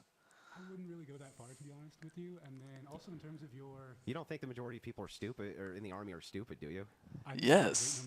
Yes, the majority of people are dumb. Who join the army because they want a place to live and food, which is the system you just described, and that's pretty much independent of intelligence. They seem to be joining the army based around patriotism, the ability to get paid. Bro, nobody's joining the army based on patriotism. Like, that is the exception to the rule. You do things like that. What's that? When were you in the army? I was in the army for a very limited amount of time, years and years ago. How long was that very limited amount of time for you in the army? It wasn't very, about a year. How are you in the army for a year, and why are you, like, you should abandon this immediately? I was in the army a very long time ago for a year. How does that even work? And this fucking army bro is about to be like, oh, this dude needs to get fraud checked right now. What happened? Well, it doesn't matter what happened. Oh, but we're talking about service, man. What about it? So you want to disenfranchise people based on military service. I actually know why most What people are you talking about? How would I disenfranchise them based on military service? No, It would be the opposite. If you're requiring people to serve. No, it wouldn't require them to serve in the army. Literally didn't say that. I'm sorry about that. Yeah, I literally didn't say that. Thank you for your help. Okay. So now we've established that people in the army can very much be stupid. So Nobody ever disputed you can have stupid people in the army. okay, so again, we're trying to go back. We're trying to figure out So how let's see your if we system can. would work. Yeah, so I guess he was in the army, but that's Who are questionable. participating in some sort of civil service. Yeah, I was in you for a have year. I don't even know active if you civil can do that unless you get service, discharged. Would participate in for at least 5 years. 5 years? Yes, unpaid. 5? Yes, unpaid. That's ridiculous. Why? Do you think that the person who participated in it for 5 years unpaid would really want to be politically informed by the end of that? Yeah. Maybe, maybe not. Yeah, but I mean, that's 5 years of not having, like, that's 5 years of, like, housing is paid for, food is service paid guarantees citizenship. for. So can I ask? Oh, who's paying bae, for 5 Starship years of Troopers. millions of people participating in a civil. Well, chances would be pretty good it wouldn't be millions, or at least not hundreds of millions of people participating in such a system. So It'd be you a would very like to low limit the demographic. voting block in this country to less than? Holy there's God, 430 there's like million people 2 more voting. hours of this left. Like, or 3. I don't know if I can do that. It's 330 million in the United States, I think. 336 million or something. Regardless, you would still like to limit it to, I misspoke, my bad, but you would still like to limit it to less than, you would like to limit it to hundreds of thousands of people? Yeah. You think it's fair for hundreds of thousands of people to speak on behalf of 360 million people? Do you think it's fair right now to have 100 senators do that? No, but we still vote for the senators. Yeah, We I vote know, for but the senators, do you though. really think you're getting... They don't just walk up and say, hello, do you, sir, I would do you like to think be a you're senator. really Like, getting it's- you're political... voting. Wait, you think you're really getting political representation inside of a state like New York with 2 people? I don't live in New York. I know, but inside the state of New York, LOL. do you really think the state of New York is getting adequate political representation on Capitol Hill with 2 fucking people? Well, that's why you have the Senate and the House, and the House. 2 people who are your senator. You really think Every that state gets 2 senators. 100 people are representing 330 million people? At the very top, it's 1 person who's representing 330 million people's So are you interests. advocating that we shouldn't have government? No, anymore? what I'm saying to you is that, like, it's very silly for me to look at an argument like you're making and say, oh my God, 100,000 people are going to be in charge, or 200,000 people are going to be in charge. Like, ultimately, 1 person's in charge. I don't get why if it's less people, the issue of representation is solved. It doesn't make any sense. Just because there's less people doesn't mean that the people at the top will better represent the smaller demographic. So you're saying ultimately 1 person's in charge. But there's still checks and balances. That 1 person isn't a king. There still would be checks and balances with limited voting. There's still checks and balances with limited voting. Yeah, but we still do not get to decide who is in our legislature. As a voting body, we do not get to decide who. You would still have people from within your various communities who would be voters, and they would decide who it is that went to represent you on Capitol Hill. That sounds very expensive and very pointless, if I'm being honest. How is that expensive? Okay, fine. Because you have to pay for all their housing. Then if you want to do that, there's another way you could do this too. If you didn't want to do like the civil service way, you Andrew do Wilson's a 1 vote fucking per debate household. pervert. That would limit the voting significantly. Hang on. Okay. And it would be not expensive at all. Okay. But there's even another way that you can do it on top of that. Alrighty. Right? But let's just start with like 1 household voting. Okay. Same thing. Let's do it. You can eliminate whatever this like perceived cost is that you have. Another thing you could do is just eliminate anybody being able. This whole thing's supposed to be a debate about feminism. They spent an hour on some weird, like, he wants single household voting. To vote until they reach the same age that they could become president of the United States. Is that not 35? Mm-hmm. So you think that everyone under 35 should lose the right to vote? Why shouldn't everyone under 35 That be was able? the most boomer shit I've ever Why heard shouldn't in my everybody life. under 35 be able to be the president of the United States? Well, because they don't have the. But they're still. Why? Answer the question. Because they do not yet have the experience in politics to run an entire country. So but just good, because yeah, you can't exactly. run it, okay, Andrew. But just because you can't run an entire country doesn't mean that you should still not have the right to have one. His angle is, I mean, the fact that it's about feminism, and he kind of went into voting rights and why a single household should be representing like multiple people. I'm assuming it's some kind of like neo-trad, like women shouldn't vote. Like, if he got pressed on it, he'd probably say that women's suffrage was a mistake, something like that. Like, that's kind of I don't know. He's like a hardcore, like, right-wing debate bro is what's going on. So, I mean, if this is his line of like defense and argument, then I assume it's something along those lines. One singular vote. It's 1 vote. She was kind of like smashing him in the beginning, but she got caught up in defending, what was it? Like, he said something about, if you do civil service, you have stake in the game, so like then you should be able to vote, and she got caught up on the like, if you have stake, or you have stake because laws affect you, and then he went into like people younger than 18, younger than 25, and she kind of had bad answers for it. So it's been really circular so far, and she was doing well, and then she kind of got off balance, and it's devolved into this kind of retarded shit. What are you talking about? Yes, you can't be the president, but you are still susceptible to the Yeah, no, he's super beta. I mean, like, look at him. laws. You can have a kid at 35. You can have a house at 35. So, Like, what does that have to do with anything? But you can't be president. below Can't be 35, president, yeah. legislatively, Yeah. below 35, Yeah. from 18 to 34, all of these people are impacted at the same level. No, they're not all impacted at the same level. In fact, I would say. Can they all go to jail for committing a crime? Yes, I would say the Then opposite. yes, they're I would say impacted like as well. people between the ages of 18. See, even now she's like trapping herself, going back to like, oh, they commit a crime, so they should be able to, like, she just needs to abandon the how laws affect you thing completely and move it back, like center it more around what the whole debate's supposed to be about, which is feminism, because he's gonna look a lot more ridiculous there when he can go into or as opposed to now when you can go into semantic arguments about, like, who has stake, who, like, why. He can ask questions like, why should anyone under 18 be allowed to vote? Because she's already asserted that, laws affecting you means that you should be able to vote, all these things. And like 25 are mostly living at home, right? And their parents are the ones who are mostly impacted by legislation, not them. And That their sounds like a parents. skill issue. And their parents should actually probably have Skill more say issue, than them. okay. Their parents actually have more autonomy than they do because they're dependents on them, right? Completely dependent upon them. It's like, if I look at the trends, it seems to me like if you eliminated from 18 to 25 or from 25 to 35, if the founders didn't think you should be president of the United States till you were 35, I don't think they wanted you to vote either.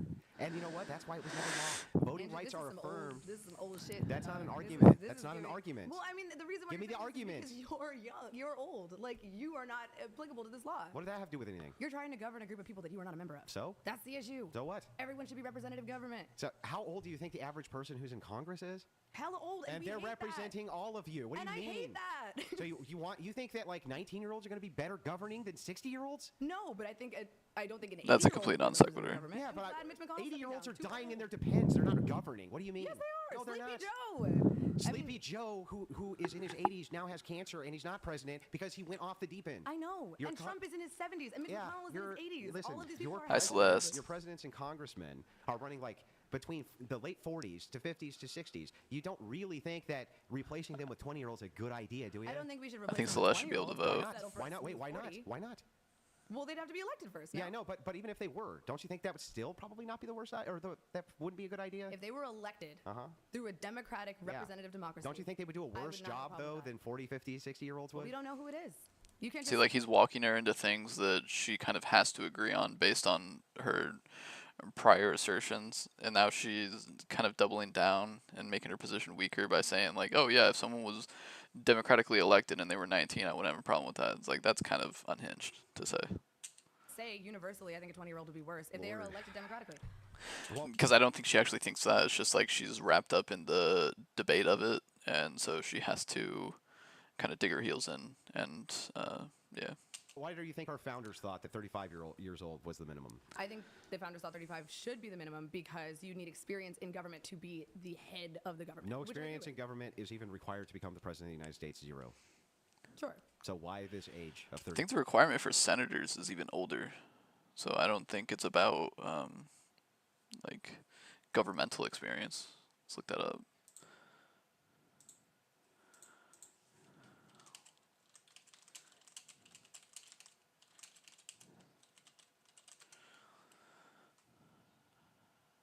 Oh, 30 years old. Okay, never mind. 35. Well, because you have to have lived in this country for long enough to understand it on a basic level. Because they also thought you just didn't have the requisite experience probably in life to govern. Let's see these brilliant chatters. I'd argue that vastly more voters are lazy and choose not to inform themselves of issues and facts. I know many mentally capable single-issue voters who spend no time investigating and emotionally vote. I mean, I guess that's true. I guess he would probably consider himself among the well-informed of issues and facts and mentally capable and not a single-issue voter. At all. That's fair. To govern the entire country, I would say that To govern someone under- anybody? No. Yeah. Really? Yeah. Really? I think so. Well, I then why mean, can't why is it that they didn't let people vote? Why do you think they didn't want people to vote? I mean, dude, they were kind of fucked up. I mean, do you really want to base all of your beliefs on the founding fathers? They owned slaves. Like, So? so The whole world owned slaves. just because a lot of people do something doesn't mean it's right. Yeah, we were some of the first to take people out of slavery, especially the West. Pretty sure that was England. France did it second. The West, then? That's the West. England. That's not America. That's the West, which is what I said, the But you know West. difference. You said we were the first as in America. The time that we were getting rid of slaves, I don't think there was a West bloc. I think it was probably America was like, I guess, like literally west of the UK, but I don't think that we were considered in the same demographic as Western Europe. Okay, The no? West is Oh, what We're I a said. different I mean, I don't project. think we're the same country as England. Sure, we're like Yeah, all but in we're the part same of the hemisphere. West, right? Yeah, Like but England? We are not run by the same government as England. Yeah, We but fought a whole war we're about part it. of the West, and I said the West is the ones who... You can't took take us- credit for something another country did, dog. Well, What? first of all, many of the people who came here from England, right? The idea of the repudiation of slavery came from those very same dogmas. What time So, is it, Brian? so I don't know what you're talking We're about. at 4:30. We're at 4. Okay, dude, you've just spent the last hour trying to defend the belief that both sexes should be somehow disenfranchised from voting. This whole one per household, the one marriage system, and I think fundamentally you have not been able to create an appeal to Why how are we this in would like work closing practically. statements here? Well, because we're supposed to be debating feminism. We never even got to it. Well, this would be a key component to this, actually. But I'm actually fine with this if you want to move it on to that. Like, but I here's mean, the thing: if you you wanna never keep made doing a it, we single can. argument.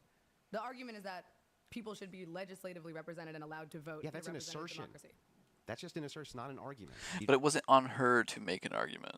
He was making the argument. He was making the positive claim, and she was internally critiquing it. It's not on her to make an assertion past that point. That's just like I think. I guess it's more like she just demonstrated the issues with his thought process, and then it's like because it's fucking debate perpetuity, it's up to the crowd to decide who like looked better here. I think so. The argument is if people are impacted by the laws that legislators create, then they should have a say in who those legislators are. Yeah, but whether it's a small but say, that's a performative contradiction because you said that people who are affected by laws who A, don't live here, or B, are younger than a certain threshold should be disenfranchised. It's not a performative contradiction. It's the point of democracy. Yeah, no, this is why I was saying she should have abandoned the whole, laws affect you. You have stake. You should be able to vote. She should have abandoned that whole thing. Democracy. No, it's that we should be represented by a representative I government. need you to understand this logically, that you're performing a contradiction. It doesn't make sense logically because it's a logical fallacy. You were arguing a logical fallacy. Oh boy, we're talking about fallacies, and he's gonna go into all this. He's gonna memorize every single fallacy. What's the fallacy? The fallacy is that you're trying to essentially stop stupid people from voting by making That's not so that a fallacy. That's not a logical fallacy. Well, you didn't let me finish the sentence. Okay. You're trying to stop stupid people from voting by making it so that less people can vote, which is in turn taking away the power of the voter. What's the fallacy? Well, you're trying to empower voters by taking away voters' power. How is that a logical fallacy? You can't empower voters by taking away their power. How am I trying to empower voters? What are you talking The whole point about? is that you're trying to combat tribalism and that you want smart people's votes. He's doing it again where he's like, I just can't even understand what you're saying. Like, if he was engaging in this in good faith, it would be... He was trying to empower a voting bloc where if there's less people, then people's votes don't get disenfranchised and people's votes don't get arbitrarily countered by people that don't know what's going on, that just vote for whatever feels good to them. So if he was approaching this in good faith, he would know exactly what she's talking about. But he's got to play this whole like, oh, I can't even understand the words that you're saying right now. What does that have to do with empowering voters? I thought that's why you're against NGOs, lobbyists, bribes. You want to empower the people. I don't know what you're talking about. So you just don't want the country. I don't even know what you're talking about. I don't even know what you're talking about. If you want to eliminate tribalism, you don't want to have nothing but an unlimited amount of people voting where NGOs can mark to the stupid people and bend them to their will and now have that entire bracket for whatever it is their political agendas are. So again, why not just get rid of NGOs? Oh my God, NGOs are a problem. Would you Let's like make sure less people can vote. Gee, I never thought of that. Why don't we get rid of NGOs, the people who are utilizing tribalism so that they exist? Boy, I wish I had thought of that. You're utilizing tribalism? No, they're utilizing tribalism so they exist. Okay, but you're a political pundit. You have the...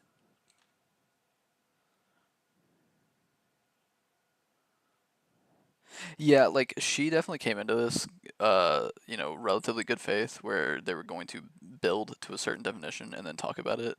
But he spent the entire time just kind of engaging in debate purgatory and like, talking about fucking fallacies. And he always takes the position of he doesn't have to define anything. He's making a negative claim.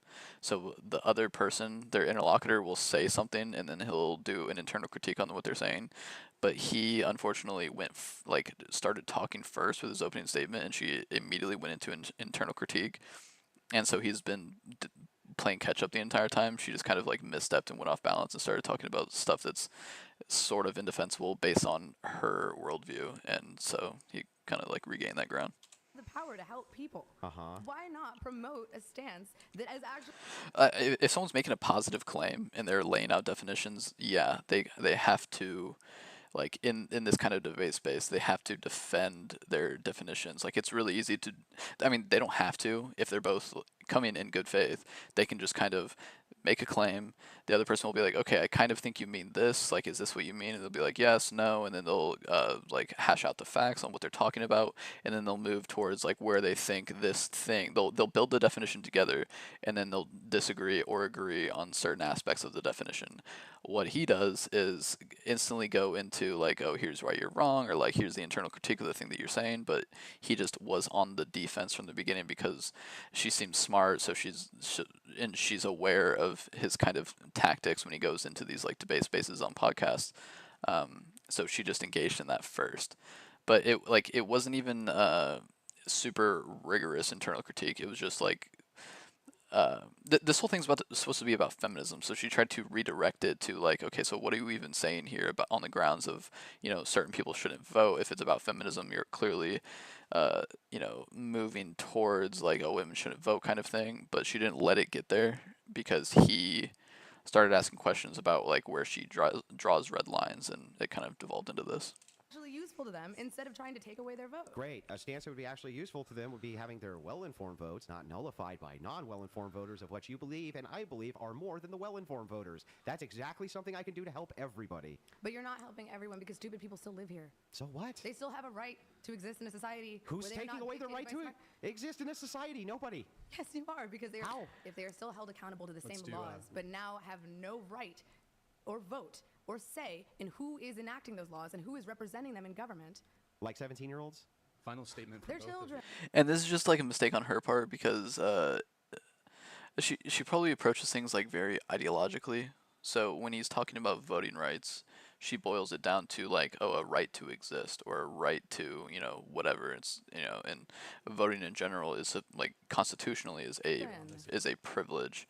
So it's easy for him to kind of smack down any resistance she gives on that front. Where like if she just kind of devoided her own personal ideology from it, it'd be a lot easier to engage with the things he's saying. But she keeps making this mistake of doing that. So I don't know.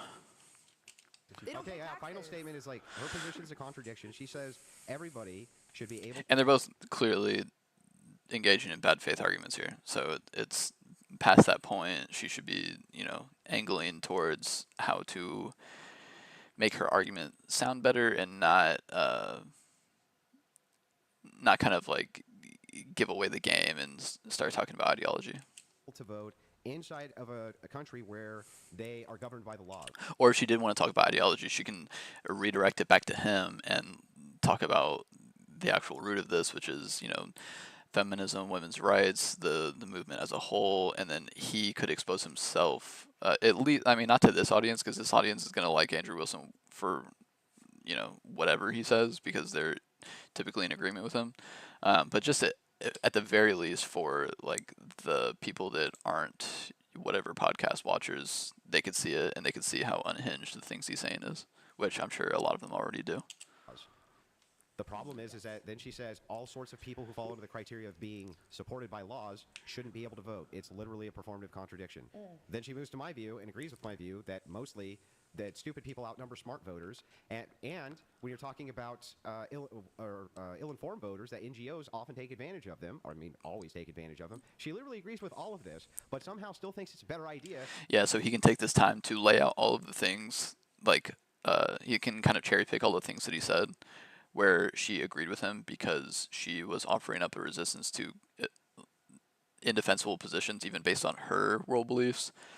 So she just kind of like fucked this whole beginning part to allow for herself. I mean, because my free, I don't know. She never really gave an argument for that. I don't really actually know why. My turn? Yeah, you can respond. Okay. I mean, I get that you don't understand why, and I get that you don't understand my argument, and I'm sorry. I hope one day you do. But what I will say is, generally, yes, it's annoying that stupid people are allowed to vote, even though they sometimes make poor choices and fight against their own self-interest. Yes, we don't like that. Yes, we don't agree. We do agree that lobbyists and NGOs have way too much power in setting precedents for laws. Those are both things that we mutually agree upon. However, I do not think that it is fair to create a limited democracy that in turn disenfranchises voters on the basis of being stupid.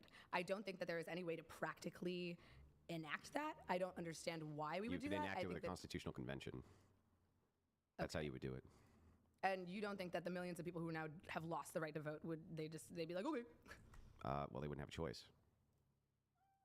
I mean, sure. Protests, riots, there's all sorts of ways that people have fought against a government. I mean, you're basically trying to call the country's bluff on whether or not they care about having the right to vote, which I think is just stupid. I think personally it's pointless, and I think that the function of a democracy is to make sure that everyone who has to abide by these laws is represented in government. Is that flawed? Yes. That's not even true. Are you going to let me finish? Did I interrupt you? Let's let it finish, then we're moving on. Oh, we're moving on. We're going to move on. So finish your thing, then we're going to move on. Okay, so anyway, back to my statement.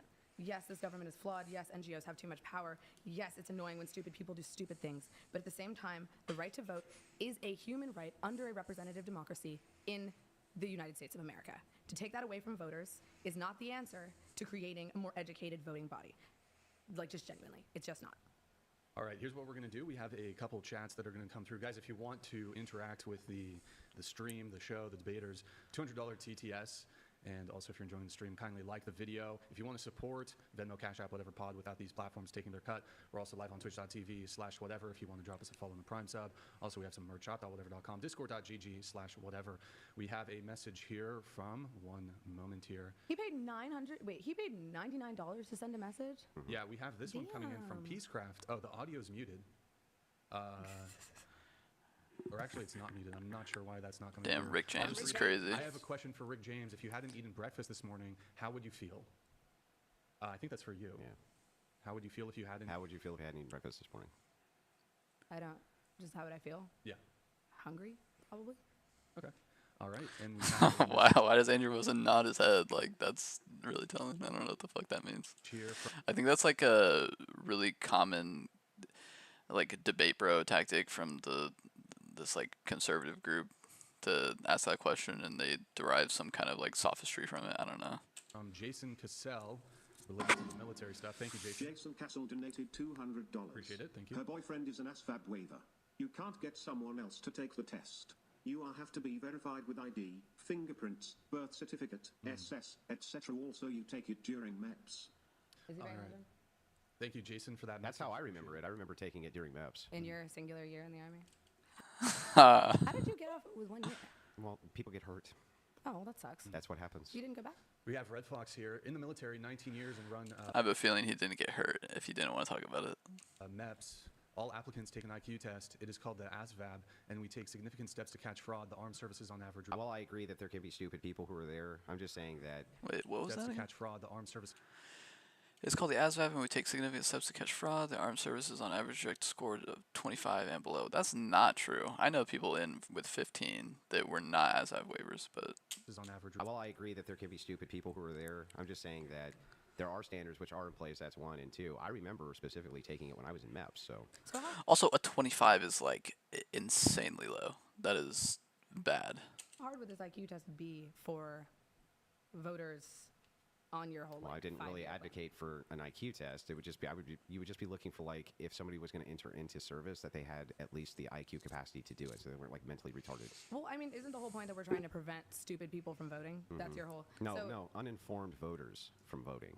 Okay, so how does community service inform a voter? Well, so again, what you keep doing is conflating like 4 different things when I say here's all of our possible options. Yeah. Right. And then you're like, well, there's problems with this one. I agree. There's problems within the confines of each of these. But there's some that you just straight up reject and give no arguments for. Like, why is it that we can't just eliminate it from 18 to 35? If you can't be president of the United States until you're 35, it seems feasible that you can't vote until you're 35. Well, if the laws still apply to you between 18 to 35. Yeah, so then your objection is not even to the system. Your objection is actually just still what your argument is, which is a contradiction. But what's to prevent? Hold on, question. Okay. Pause. But what's to prevent? Can a person over 35 be an uninformed voter? Yes or no? Yes, but it's going to be way less regular than people who are younger How than are you that. proving that?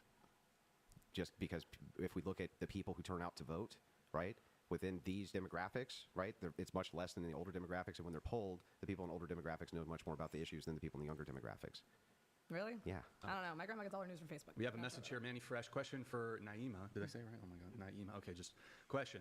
Has she ever actually studied Plato's Ship of State? What's an actually intellectual philosophical counterpoint against this biggest issue with socialism and communism? Also, why are you dating your oppressor? What? Typical, okay. I'm feminist? good. No response there? Thanks. Okay. All right, guys, if you want to get a message in, we're going to do $200 TTS. We let a couple below the threshold just come through there. Why don't we bring it back to feminism, Andrew? Force doctrine. Yeah, I'd like to do force doctrine. Thank you. There we go. Yeah, we're fine with that. But if she takes it down a rabbit hole, then we have to go down the rabbit hole. So here's my argument.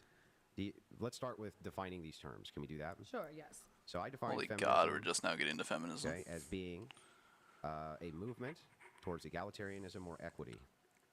Okay, with the stated goal of diminishing and eventually destroying patriarchal systems. Sure. That seems to be fairly historically accurate and modernly accurate. Yes. Movement towards equity, goal of eliminating patriarchal systems? Yes. Okay, I'll take it. Okay, so when I say the word going forward enforcer, what I mean by that word is people who utilize inside of society some form of force or in order to either execute laws, right, or keep people safe in some capacity. That would be an enforcer, okay? So my argument here is that men, ultimately, are the enforcement arm of everybody's rights, including other men's, and that women always have to appeal to other men, and so they can't actually get rid of the patriarchy, but must instead comply with the patriarchy. Okay. That's my argument. Sure. Do you want to repeat that for me just so I can take a little note? Yeah, that women, basically feminists always have to appeal to the patriarchy for rights no matter what. And so feminism isn't even possible. It's not even a possibility. Okay. Appeal to patriarchy for rights. So he did something sneaky there. He presupposed feminism as trying to dismantle the patriarchy, and then kind of shoehorned in the fact that rights are derivative from men in the context of they're the enforcers, and she kind of let that go, where now she's kind of trapped in arguing with this point. Okay, so can I ask, do you believe that free will is a privilege? Or a right or a privilege? Do you believe free will is a right or a privilege? Does free will just mean do whatever you want? Within the extent that you're not hurting yourself or others or becoming a danger to society. Well, then, yeah, it sure sounds like you're saying it is. I'm sorry, what? Then it would be trivially true that it would have to be, if you're saying that that means you can do whatever you want unless A, B, C, and D, then it would have to be a privilege. Well, okay, so free will, as I'm defining it, is the right to do with you what you want so long as you are not infringing upon another's free will. Then it would trivially have to be a privilege. It would have to be a privilege. Like, by that logic, there would be no way around it. It would have to be a privilege. Why would it have to be a privilege? Well, because the second you do infringe on someone's whatever, right? Yeah. Do you have free will? Well, yes, to an extent. Okay, so free will with some limitations. Let's say, is free will with the limitation... Then it's not free will. Well, what do you want to call it, Andrew? I mean, I would just maybe will. Okay. Do you think that human will is a right or a privilege? I'm not trying to figure out what you mean by this. Human will. Like, do you think that we, as a society... How about maybe I can just do it this way? I don't believe that human beings have inherent rights. Okay. Thank you. There we go. Human beings have no inherent rights.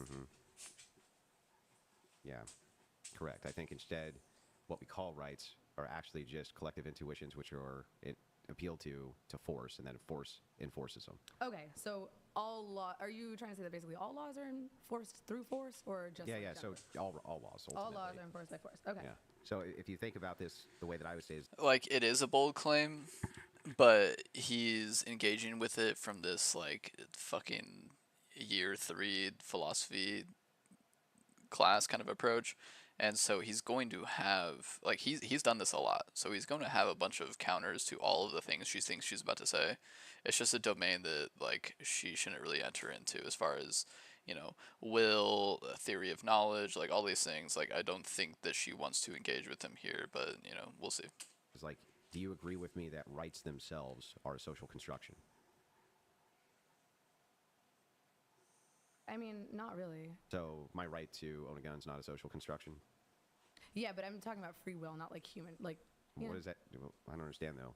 You being able to act in will, I wouldn't dispute with. Yes, you can. That's what I'm saying. You can take actions with your will, but when you say rights, you're saying that those are privileges absent duties. That's a right, and then a duty, right, would be essentially the opposite of what a right is, right? Yes. Okay, so these privileges that you're talking about, I think if that's what a right is, a privilege absent a duty, then they all seem like they're privileges. Okay, but you don't think that... This video right here never really existed. It got over 8 Here's another sponsor for me. Thanks. How to Go Viral. I appreciate you. I guess my issue with this argument is that it's claiming that power is based solely on force. Yes. Which to me seems like it's advocating on behalf of violence. I mean, in order to enforce and maintain well, yeah, power. that's what force would be. Raw force would be violence. Okay. So that's what it does. We advocate that police be able to use violence in order to enforce laws, right? But we would prefer that they avoid it, right? Yeah, but ultimately, what makes people comply? The threat of violence, right? But there are other ways to get people to comply, no? Yeah, but what if they don't?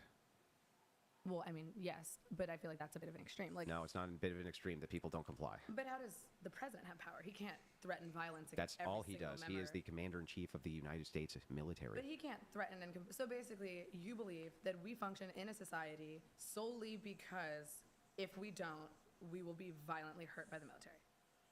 What? No. I believe that all of your privileges that you have in society that you're calling rights only actually exist because of force, the idea of force and force doctrine, and that is basically 100% men who provide that. Okay, so you're kind of giving this like might makes right argument. Just makes, not makes right. So just might is right. No, just makes, not makes right. Right would be a prescriptive ought claim for morality. I'm making a descriptive claim, which is that descriptively might makes. So do you not believe that violence is immoral? Of course not. Depends on the circumstance. You generally just don't believe that violence is immoral. It depends on the circumstance. I mean, violence in an attempt to control others and usurp Again, their that depends on ability. the circumstance. I think there's plenty of times where you and I would agree that using violence to control others is totally acceptable. I feel like violence is necessary in self-defense and the No, you defense don't. of You think that someone else. violence is completely acceptable to control prison inmates, probably to execute certain laws and search warrants, to do all sorts of things. Violence is necessary. Again, those are both actions in self-defense or defense of others. How is that? If when you two say, inmates are fighting, when you're and you're saying trying to break using up that fight so that one of them violence doesn't die, but it's violence to that would control be- others, right? But it would be in defense of others. Yeah, but it's still to control others. It's in defense of others. Okay, though. what if those people, like inmates, don't want to be defended? So that's what we're talking about. Well, I mean, if someone is beating another person to death, I'm sure that the person If who's it's mutual dying, combat, they both want to do it. The guards then go and break it up. They're They want definitely to using die? violence for control. Not die, but fight. Okay, but if someone is beating someone else to death, and you are Yeah, but using that's violence not. to prevent See, that, then you you're see using how violence. you see how you negate the claim, so you move to the next claim. I'm Can not two negating people it. be fighting and then you use violence to break that up? Yes. Okay, great. So then you can use violence to control people, and it's perfectly acceptable. It's not acceptable though because it's the reason it's acceptable is because it's in defense of another person. Those people want to fight. Who are you defending? If one of them is dying or if one of them is One very of them badly is not hurt, dying. They you are just defending- want to fight. They're not dying, but they just want to fight. Okay, sure. So two prison inmates. But again, you're using these like really, really, really stringently specific. Yeah, because if we go too broad and too general, then if we hone it down, then I can negate your stance because what you're saying doesn't actually make logical sense. But you're honing it down to a specific example that is not representative of the entire population of the United States. I feel like we should use an example. What that is less- representative of the entire population of the Not United two States? prisoners who choose to fight to the death. Well, what I mean, is- that's the furthest thing No, from no, the but truth. when you make a claim, you make this claim. You say, Andrew, violence is only violence isn't justified to control groups of people, and I'm like, yeah, but you don't really believe that because I can give you examples of groups of people who you would want to control with violence, and you think it's totally acceptable, and you're like, yeah, that's true. Well, those people have lost the right to free will by committing but a hang crime. on, you go, yeah, that's true, but right, I still now don't want to use that example. It's like that makes no sense. It's a refutation to your position. That's why I hone in on it. Okay, so people, we know this through the Constitution, essentially relinquish their right to free will by threatening the free will of others. That's why prisoners are allowed to go to jail, and that is constitutionally accepted. Yes. Say that. Let me make sure I got that right. Say that again. People essentially relinquish their right to free will, the right to walk around and be free in society as a prisoner, because they have committed a crime that is a danger to themselves or others and threatens That's the incorrect. fabric of society. So why do people go to jail? Why are crimes crimes? Why are things that are bad? People go to jail because we force them into jail after they commit crimes, not because they're willingly going to jail for I understand that their they're crimes. not willingly going to jail, but what I'm saying is the forced relinquishment of free will. A lot of people ask us, what's the difference between Mudwater and mushroom coffee? Yeah, thank First, you, we are Mudwater, mushroom for coffee. the sponsorship. Mushroom coffee Appreciate is you. Sort of what it sounds. In this instance, is morally acceptable because they have committed a crime that threatens themselves or others. Yeah, I'm not disputing whether or not it's moral. That would make my point for me, though. So I'm not trying to talk about those who have already had their free will relinquished on the basis that they have committed a crime that threatens themselves or others. I'm trying to talk about people who are not criminals, who have not relinquished their free will, who are here in this country and deserve the right to choose what they do with themselves and their bodies. Now, Okay, well, I mean, back you're making a to- lot of suppositions there that I just kind of like don't agree with. So you don't think that people deserve the right to bodily autonomy? No. What makes someone deserve the right to bodily autonomy? Well, when you say bodily autonomy, would you agree then that a fetus has bodily autonomy? I'm talking right now about human beings. Well, I consider those human beings, though. I'm talking right now about people who can talk and walk, who are independent, singular organisms. So people who are in comas, they have no rights? Dude, you keep doing comas and prisoners and fetuses. Just talk about a fucking person. What about that you is a and person. me? This is the problem, is that, like, ideologically, I'm probably way more aligned with her in this regard, but it's just she's making argumental mistakes. Like, she tries to make these broad ideological claims, and then it's really easy to strike down for him, because he engages in this kind of, like, sophistry all of the time. Just talk about a person who is not an exception, who is not in a medical state of physical... Yeah, but what we're trying to determine right now is the worldview. You say people deserve... Yeah, he's trying to establish, like, logical consistencies in the things she's saying, where what he's saying is so drawn back and so devoid of interpersonal communication and, you know, just general behaviors of life, and so he doesn't have to defend that much, whereas she's making large societal claims, which is, you know, way more proof of burden or burden proof and all this shit that he's gonna probably dismantle right here. To have bodily autonomy. Or is. And then you give me the criteria for bodily autonomy, and then I can instantly point to an example where you agree That's that not what we're trying to do. What you're trying to do is create a gotcha. Yeah, he is avoiding the point, but that is the point. He's avoiding the point and then trying to poke holes in what she's saying logically. This is like what he calls an internal critique, and so she went with his internal critique and is allowing him to do this as opposed to changing focus. So you don't have to answer the genuine question that I'm asking. What's the genuine question you're asking? The question is, do people, regardless of outliers, does the average person who has not committed a crime, who is not inside of another person, who is not brain dead or in a coma, deserve bodily autonomy? Depending on what you mean by that. Bodily autonomy being defined as the ability to choose what you do with your body, so long as you are not threatening other people's bodily autonomy. No. Why not? Because I would say that things like laws against unaliving yourself would be completely appropriate, and things like this, which would be a violation of your bodily autonomy by your criteria. So you think that because people can't unalive themselves? No, I'm saying you gave me the criteria. He's saying that he thinks that they should not be allowed to. Again, she just kind of like set him up to take big swings at her. Criteria for what bodily autonomy means, right? You asked me what I'm objecting. And yeah, that is kind of avoiding the point of what she's making. But that's the thing, is that she's making such a broad ideological claim, or not. She's not even making a claim, but she's trying to apply her ideology to life at large. And there's just so many weak points for him to go and talk about, which displays her kind of logical inconsistency. Would be against it, and I just gave you one. Okay, so let's cut out that outlier. Or not even inconsistency, but just something that she hasn't considered or isn't deciding to incorporate into her argument. So if he brings that up, then it plays better to the audience. Do you think that people who are not inside another person, who have not committed a violent crime against themselves or others, and who have not... And see, she's playing into it. She's like, okay, everything that you're saying, I'll write down, and then I'll include in my very next definition, which at the very least, he's allowing her to go back and change the definition and not being all like debate pervy and being like, well, no, you just said this. So we'll see. Are not currently brain dead and are conscious and capable of perceiving the world. Do you think that those people deserve bodily autonomy? No, based on the example I just gave you. Just because people have the capacity to unalive themselves, no one deserves bodily autonomy? By the definition that you just gave, we could not give them bodily autonomy definitionally by that definition because... Definitionally by that definition? Definitionally by that definition, yes. So I could say definitionally by some other definition, but I'm giving you the reference to your definition. We don't deserve bodily autonomy. Not by your definition, because that would prevent us from preventing people from like doing suicide and things like this. Like she's trying to make this claim for wholesale bodily autonomy because she's going to move it towards, I'm sure, the abortion conversation. But like she should just move away from that and be like, yeah, there are restrictions, but I am sure she doesn't want to pigeonhole herself into a domain where she has to argue like, oh, why these restrictions? Why should these things be allowed? Why shouldn't these things be allowed? What is like the moral ethical dilemma? Blah blah blah. Ready to lose the hat and regrow the hair? Hims, thank you for the sponsorship. Choose by Hims, you can regain your hair. So we don't deserve bodily autonomy because under my definition of bodily autonomy, we cannot prevent someone from killing themselves? Correct. But that's not a violent act. Like, yeah, that's a real violent act. Why can't, under my definition, you can't prevent someone from killing themselves? Because it would violate your rule for what bodily autonomy is. I said so long. Like that's a dumb question. Obviously, you are restricting their bodily autonomy if they want to kill themselves, and she should cede that ground if she wants to, move into like deeper understanding of what she's saying. As you are not a threat to yourself or others.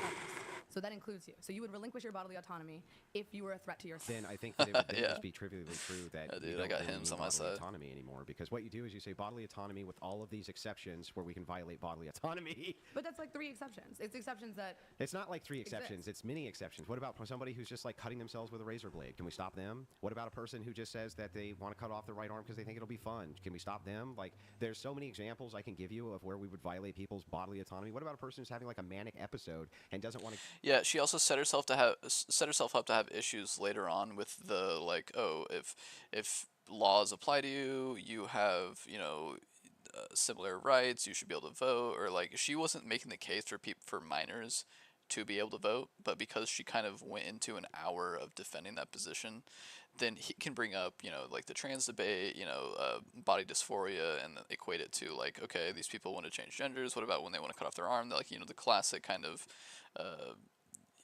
conservative talking points in that regard. And it's like, okay, well, they get bodily autonomy because laws affect them and blah, blah, blah. They go to the hospital. Can we violate their bodily autonomy? Well, they're a threat to themselves or others. So again, that would fall in there. What if they're not a threat? What if they're just having like a manic episode? They don't want to leave their house. You just perceive it that way. That happens all the time. Exactly. So we violate whatever you consider by your definition of bodily autonomy. When you say people deserve that, and I say absolutely not by that definition, because I can point to 300 different reasons why we would need to violate it. Is there any 300 might be an exaggeration. That you think that not that I'm aware of. I'm not aware of a definition of bodily autonomy I would agree to that I wouldn't think we should be able to violate. So you don't think that people should have the ability to control themselves and their bodies under any circumstance because I didn't say under any circumstance. So what's the circumstance in which people should have the right to control their body? Yeah, so, well, for me, I would say that if it's in some type of case of will, that you could do that. But, I mean, ultimately, I think... free will? Yeah, no, in case of will. So I'm not sure that I believe in some universalized right for bodily autonomy. And you haven't really given me any definitional reason why I should. But I don't understand. Well, she should just be like, well, they have a right to work out, right? They have a right to, drink water. They have a right to eat food. Like, these are examples of exercising your own bodily autonomy. But, they're easily kind of countered, but I don't know. Understand why you don't believe in bodily autonomy. Why don't because you believe in my understanding of what bodily autonomy is that you basically have the right to do whatever you want absent the infringement of somebody else's bodily autonomy. Yes. Yeah. Why don't you think people should have the right to do Because I think that I need to many times infringe on people's bodily autonomy for their good or societies. Why are you constantly infringing on other people's bodily autonomy? What are you up to? What do you mean? What you just said, I feel the need to... Yeah, well, I would use force doctrine for that, meaning voting, things like that, to violate bodily autonomy. When are you forcing when I go vote. I want to give this to you for free. This is the quick draw system. It lets you carry a gun, thanks, bro. as well as an additional magazine for instant VNSH.com. access no matter where you are. I'm forcing my will when I go vote on other people through force doctrine. No, you're not, because they all have a vote. Great, can I vote? Mean, not according to you, but... I can vote and you can vote, right? Yes. Okay, you want abortions to be legal? Yes. If I vote against that, am I voting against your bodily autonomy? Yes. Thank you. Okay. Can we move on now? No, we can't move on now. No, we can't move on? Okay. Well, Andrew, you still have... Yeah, see, I don't know. She's kind of lost the plot here. Like, that was big as far as an admission, and him just kind of walking her right into something that's pro his point. I'm going to explain why humans don't deserve bodily autonomy. Like, what are I you just saying? explained it to you. So then who should control people? Well, in this case, we would use groupings of laws under. From my view, it would be like Christian ethics. From your view, it would be like, I don't know, shared bizarre intuitions or whatever, where you think that I don't know. Well, I don't know where it is that you. What I believe. Stop do you believe in God? I'm on the fence. Then it's just intuition. So everything that you believe is probably just intuition. So you believe? Well, I mean, there's also facts and like physical evidence, but so you believe facts and physical evidence require an interpreter, right? Like eyes and ears. They require you to interpret them. So you're saying that facts are different for everyone, regardless of how they interpret. Well, they require an interpreter, and the interpreter can interpret them however they choose, and then can make moral prescriptions based on those. But when we get to the moral prescriptions, facts don't change based on your. But your moral prescriptions based on the facts do. That's why they require interpreters. So I'm not really willing to kind of seed the ground. But you are your own personal interpreter, no? Yeah, I interpret things correct. Yeah. Yes, okay, and so do I. That's no, but I just don't. We all see facts, and then we make our own judgments about those facts. Right, but I have an epistemic foundation that I appeal to for foundational morals. You don't. So you think that everyone should have to subscribe to the Christian God, and that is who decides who has free will? I think that Christian ethics. I'm confused as to what that. We weren't talking about free will. Okay, so then what? We're talking about bodily autonomy now. Okay, so then based on your definition of bodily autonomy, the one that you gave me, we would definitely need to violate it, and you even agree to that. So. And what? Just for abortion, or what? No, for the purpose of like suicide, cutting yourself with razor blades, all sorts of various things that you could do to yourself for self-harm that we would step in and violate your bodily autonomy over. Okay, so outside of those specific examples in which someone is committing an act of harm, which I also removed from my definition of bodily autonomy. Then I don't consider that bodily autonomy anymore by your definition. Okay. Your definition would have to be something different than your definition. Dude, like the right to go to the fucking grocery store. Who has that right? Who are you saying under your standpoint of government, what is it based on your equal force objection? I wonder if he can even give an answer to this, or if he's just so in debate mode that he is going to be like, well, no, I mean, not everyone has the right to go to the grocery store. What about people in prison? Women do, that they should not be allowed. So let's untangle some ideas. When you say who has a right to go to a grocery store, who has an inherent right to go to a grocery store? Yes, exactly. Who has an inherent right? Or who has a physical right enforced by men to go to a grocery store? Which thing are you asking?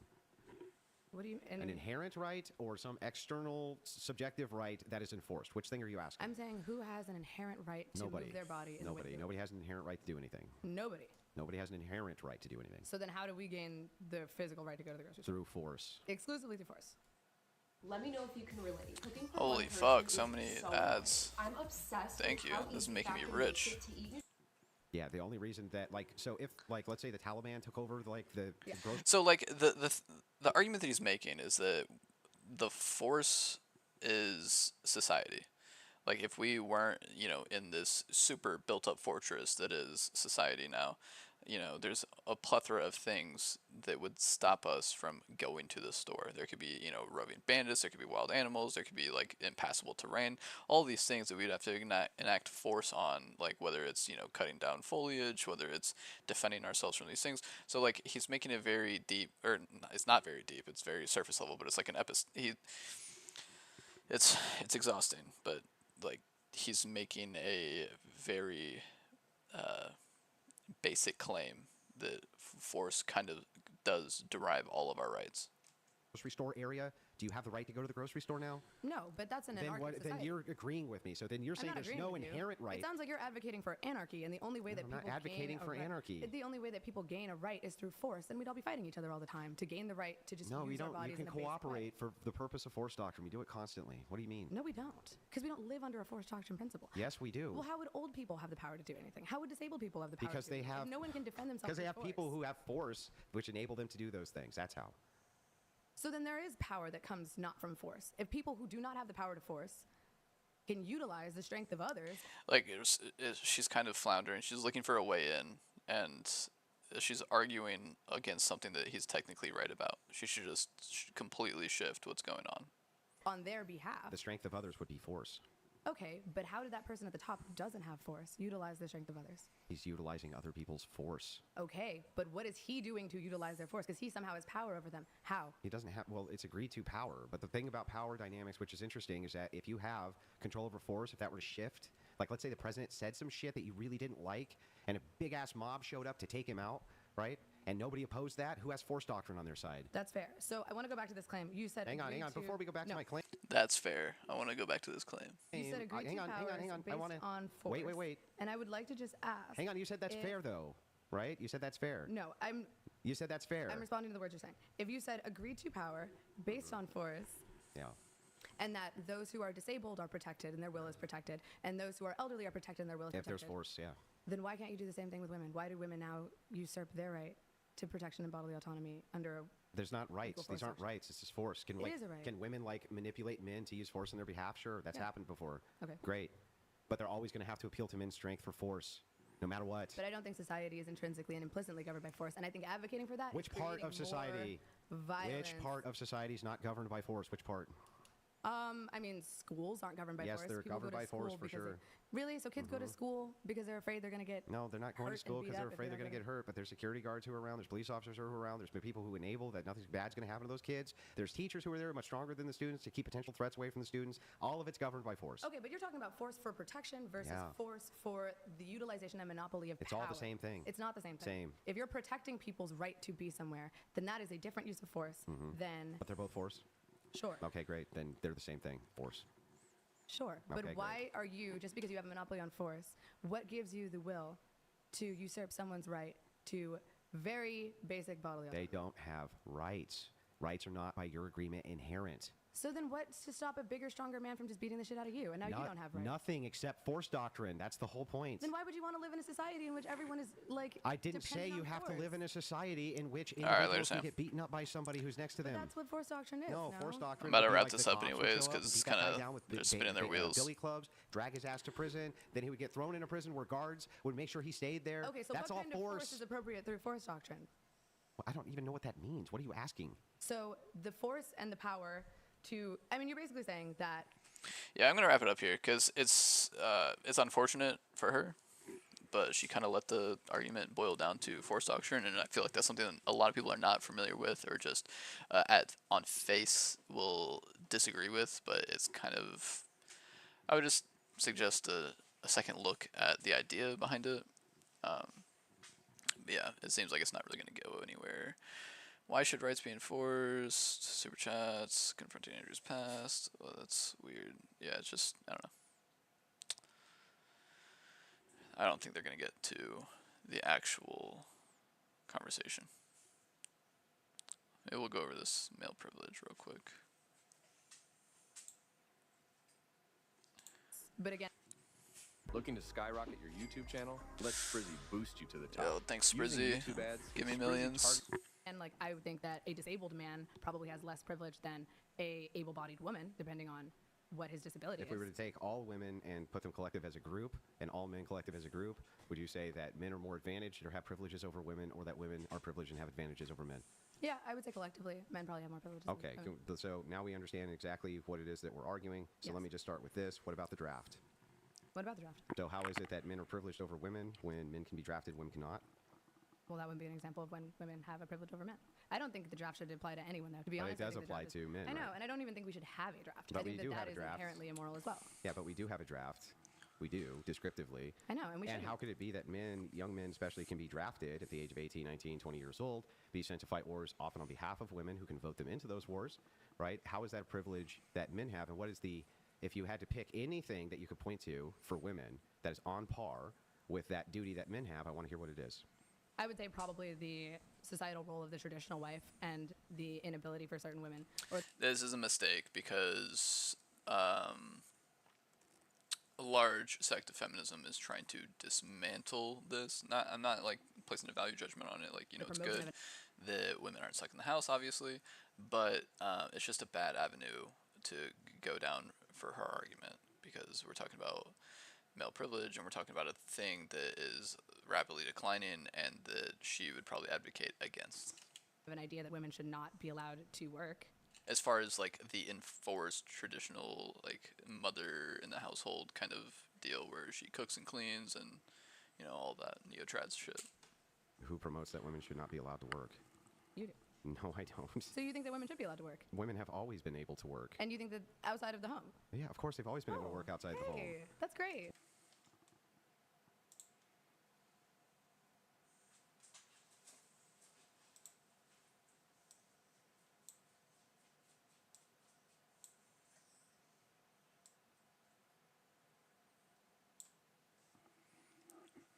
Yeah, my bad. I just saw your message. You son of a bitch. Have you been watching? A little bit, yeah. All right, one sec. I'm gonna go Andrew pee real Wilson. quick, and then tell me what you think. Okay.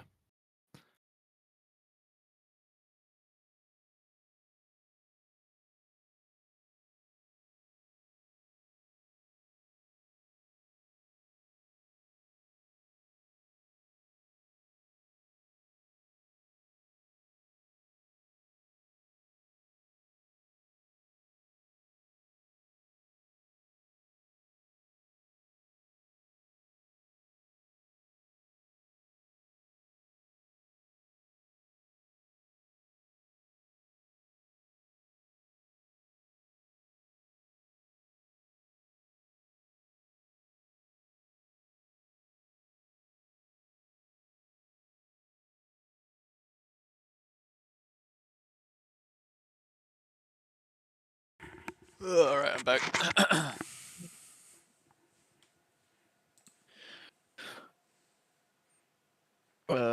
Yeah. What does that have? I think the last thing you left it on is pretty spot on. It's just that like, fucking there's no headway being made because neither one of them is willing to accept that like, okay, like this alternative is crazy. Like Andrew Wilson's not willing to like accept that it's like this is crazy, and then like simultaneously looks at other forms of like essentially democratic process like revolution as being like also crazy. Like he would take like socialist revolutions where it's like, okay, well, we're gonna do this now. Like where fucking if you if like say if you served in the military, you're not allowed to vote because it's like it's going to drive you towards a certain type of voting. It's like and that's true. Like yeah, most most soldiers, most like Navy personnel, most Air Force, some I think Air Force is a little bit more evened out, but they're going to vote conservative because when they see a conservative politician, they see wage increases for the military. They see less scrutiny for the military. They see like, all these other things. Increased defense budget.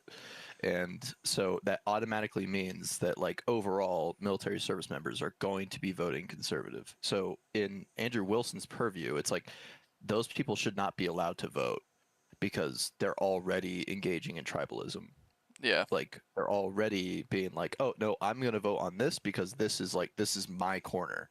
My corner is anti-woke, guns, fucking military industrial complex. This is what I want. And then the reverse of that is like okay, like let's restrict let's restrict fucking college students from voting because of they're gonna vote for reason. fucking student debt forgiveness.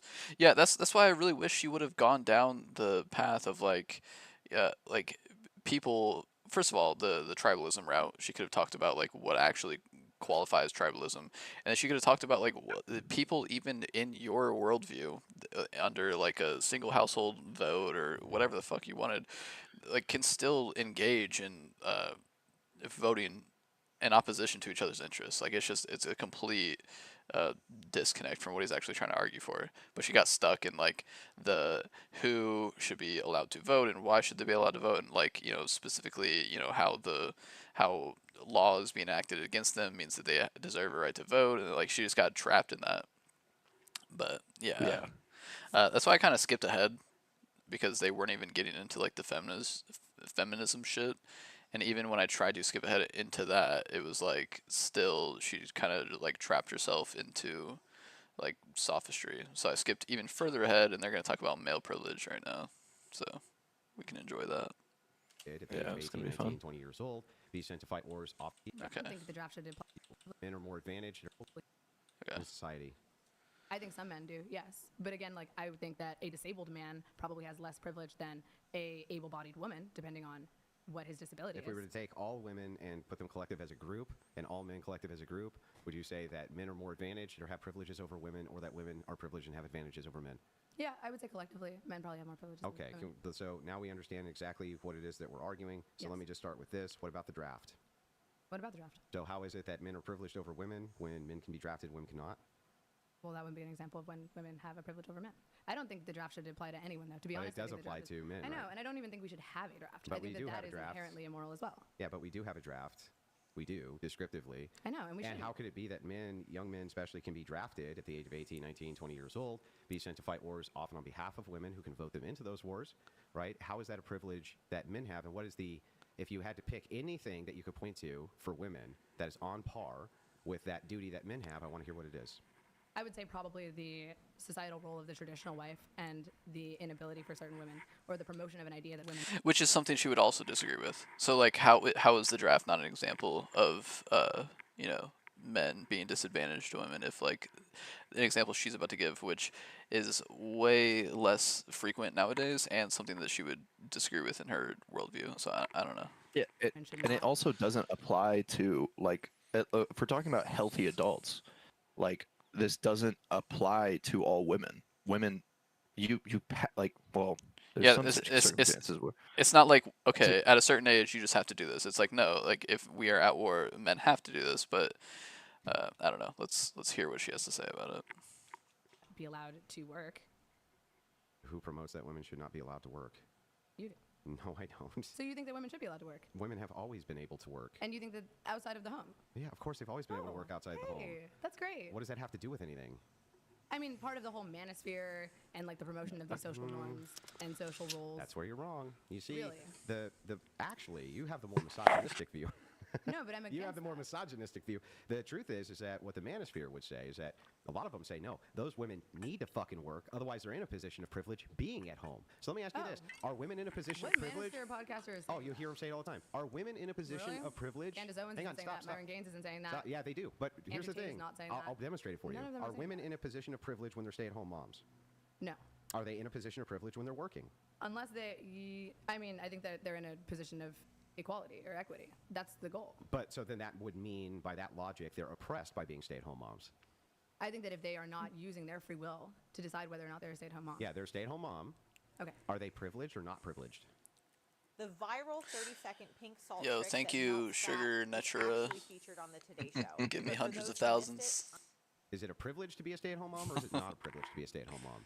Or is it a privilege for women to work, or is it not a privilege to work? I think it depends circumstantially. If a stay-at-home mom is choosing and has her free will to be a stay-at-home mom, and that is an arrangement that she made with her husband, who would also like to do that, then it can be, yes. I think she should just say it's an equitable position. If she's choosing to be a stay-at-home mom, and the husband is going to work, she should, like, it would be huge for her to just be like, that's an equitable position. But this is the issue that she runs into, is that she's talking to Andrew Wilson. It's like, and as misogynistic and manosphere Andrew Wilson might be in actuality, he stated his position at the beginning of this, and that completely disrupts her whole argument. Yeah. Which is like, there is no legislation that these people want to put forward that makes it unlawful for a woman to work, or that they are forced to stay in the home. Everything that she's talking about is societal pressures, which it's like, sure, it's like, yeah, we should be able to change that, but introducing legislation to do that disrupts like the homogeny of just day-to-day life.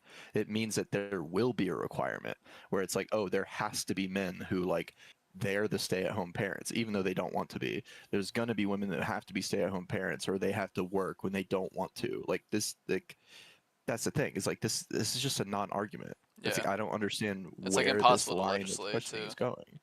Yeah, and he brings up a good point. It's like the draft is one of the biggest things, and it's like, and she can say she disagrees with it a lot, but then it's like you have to look at like laws. What laws put men in a position of privilege over women? It's like, what is there? It's like, you can argue like maybe abortion laws, but it's like that's not really a good example, because it has to do with you know, a pregnancy. It has to do with your philosophical like ideas of like what life is and this and that. Like, no, I don't think any man out there, or at least most men out there, when they have pregnancy happen, conception happens, and they want to keep the kid, but their girlfriend or their wife wants to abort it, I don't think that the reason why he wants to keep the kid is because he wants to like enact his control on this woman. Like, I think it's because he has some type of vested interest in the child, or like so on and so forth. The same way, if it's a matter of just the pregnancy, then it's like, that's fair. It's a fucking super traumatic thing that's going to affect a woman forever. But if it's a matter of like childbearing and your life going forward after having a kid, it's like, then both of them are on equal standing in regards to whose right is it to have this person have an abortion, because they're both the parents, right? Obviously, the like, you can dissect it and just have it be about the pregnancy part, which is fair. But it's like, if you're talking about like the long term, both of them have just as much privilege over the other when it comes to requirements by the state in order to like raise their child. And most of the time in courts, it's like, that's another thing where it's like the court will side with the mother, because that's typically the primary care provider. And it's like, I'm not saying anything's wrong with that, but it's like, you're just pushing further and further away from like where the male privilege actually exists, other than just the fact that like men are bigger and men dominate society because they can actually enforce things physically. Which, like, even if she wanted to go down that route, like, she kind of shot herself in the foot talking about the force doctrine, where like it's not a thing, and like force isn't the like prerequisite for literally everything, and she kind of lost that whole engagement. But yeah. If a woman does not have the right to make that choice, and if you are, you know, proposing a society in which we follow strict gender rules and societal rules in which... Yeah, but gender norms show women always working. Good for you. Yes. The idea is, gender norms, what they don't show is that it's a good idea for women to take their reproductive years and work outside of the home. That's stupid.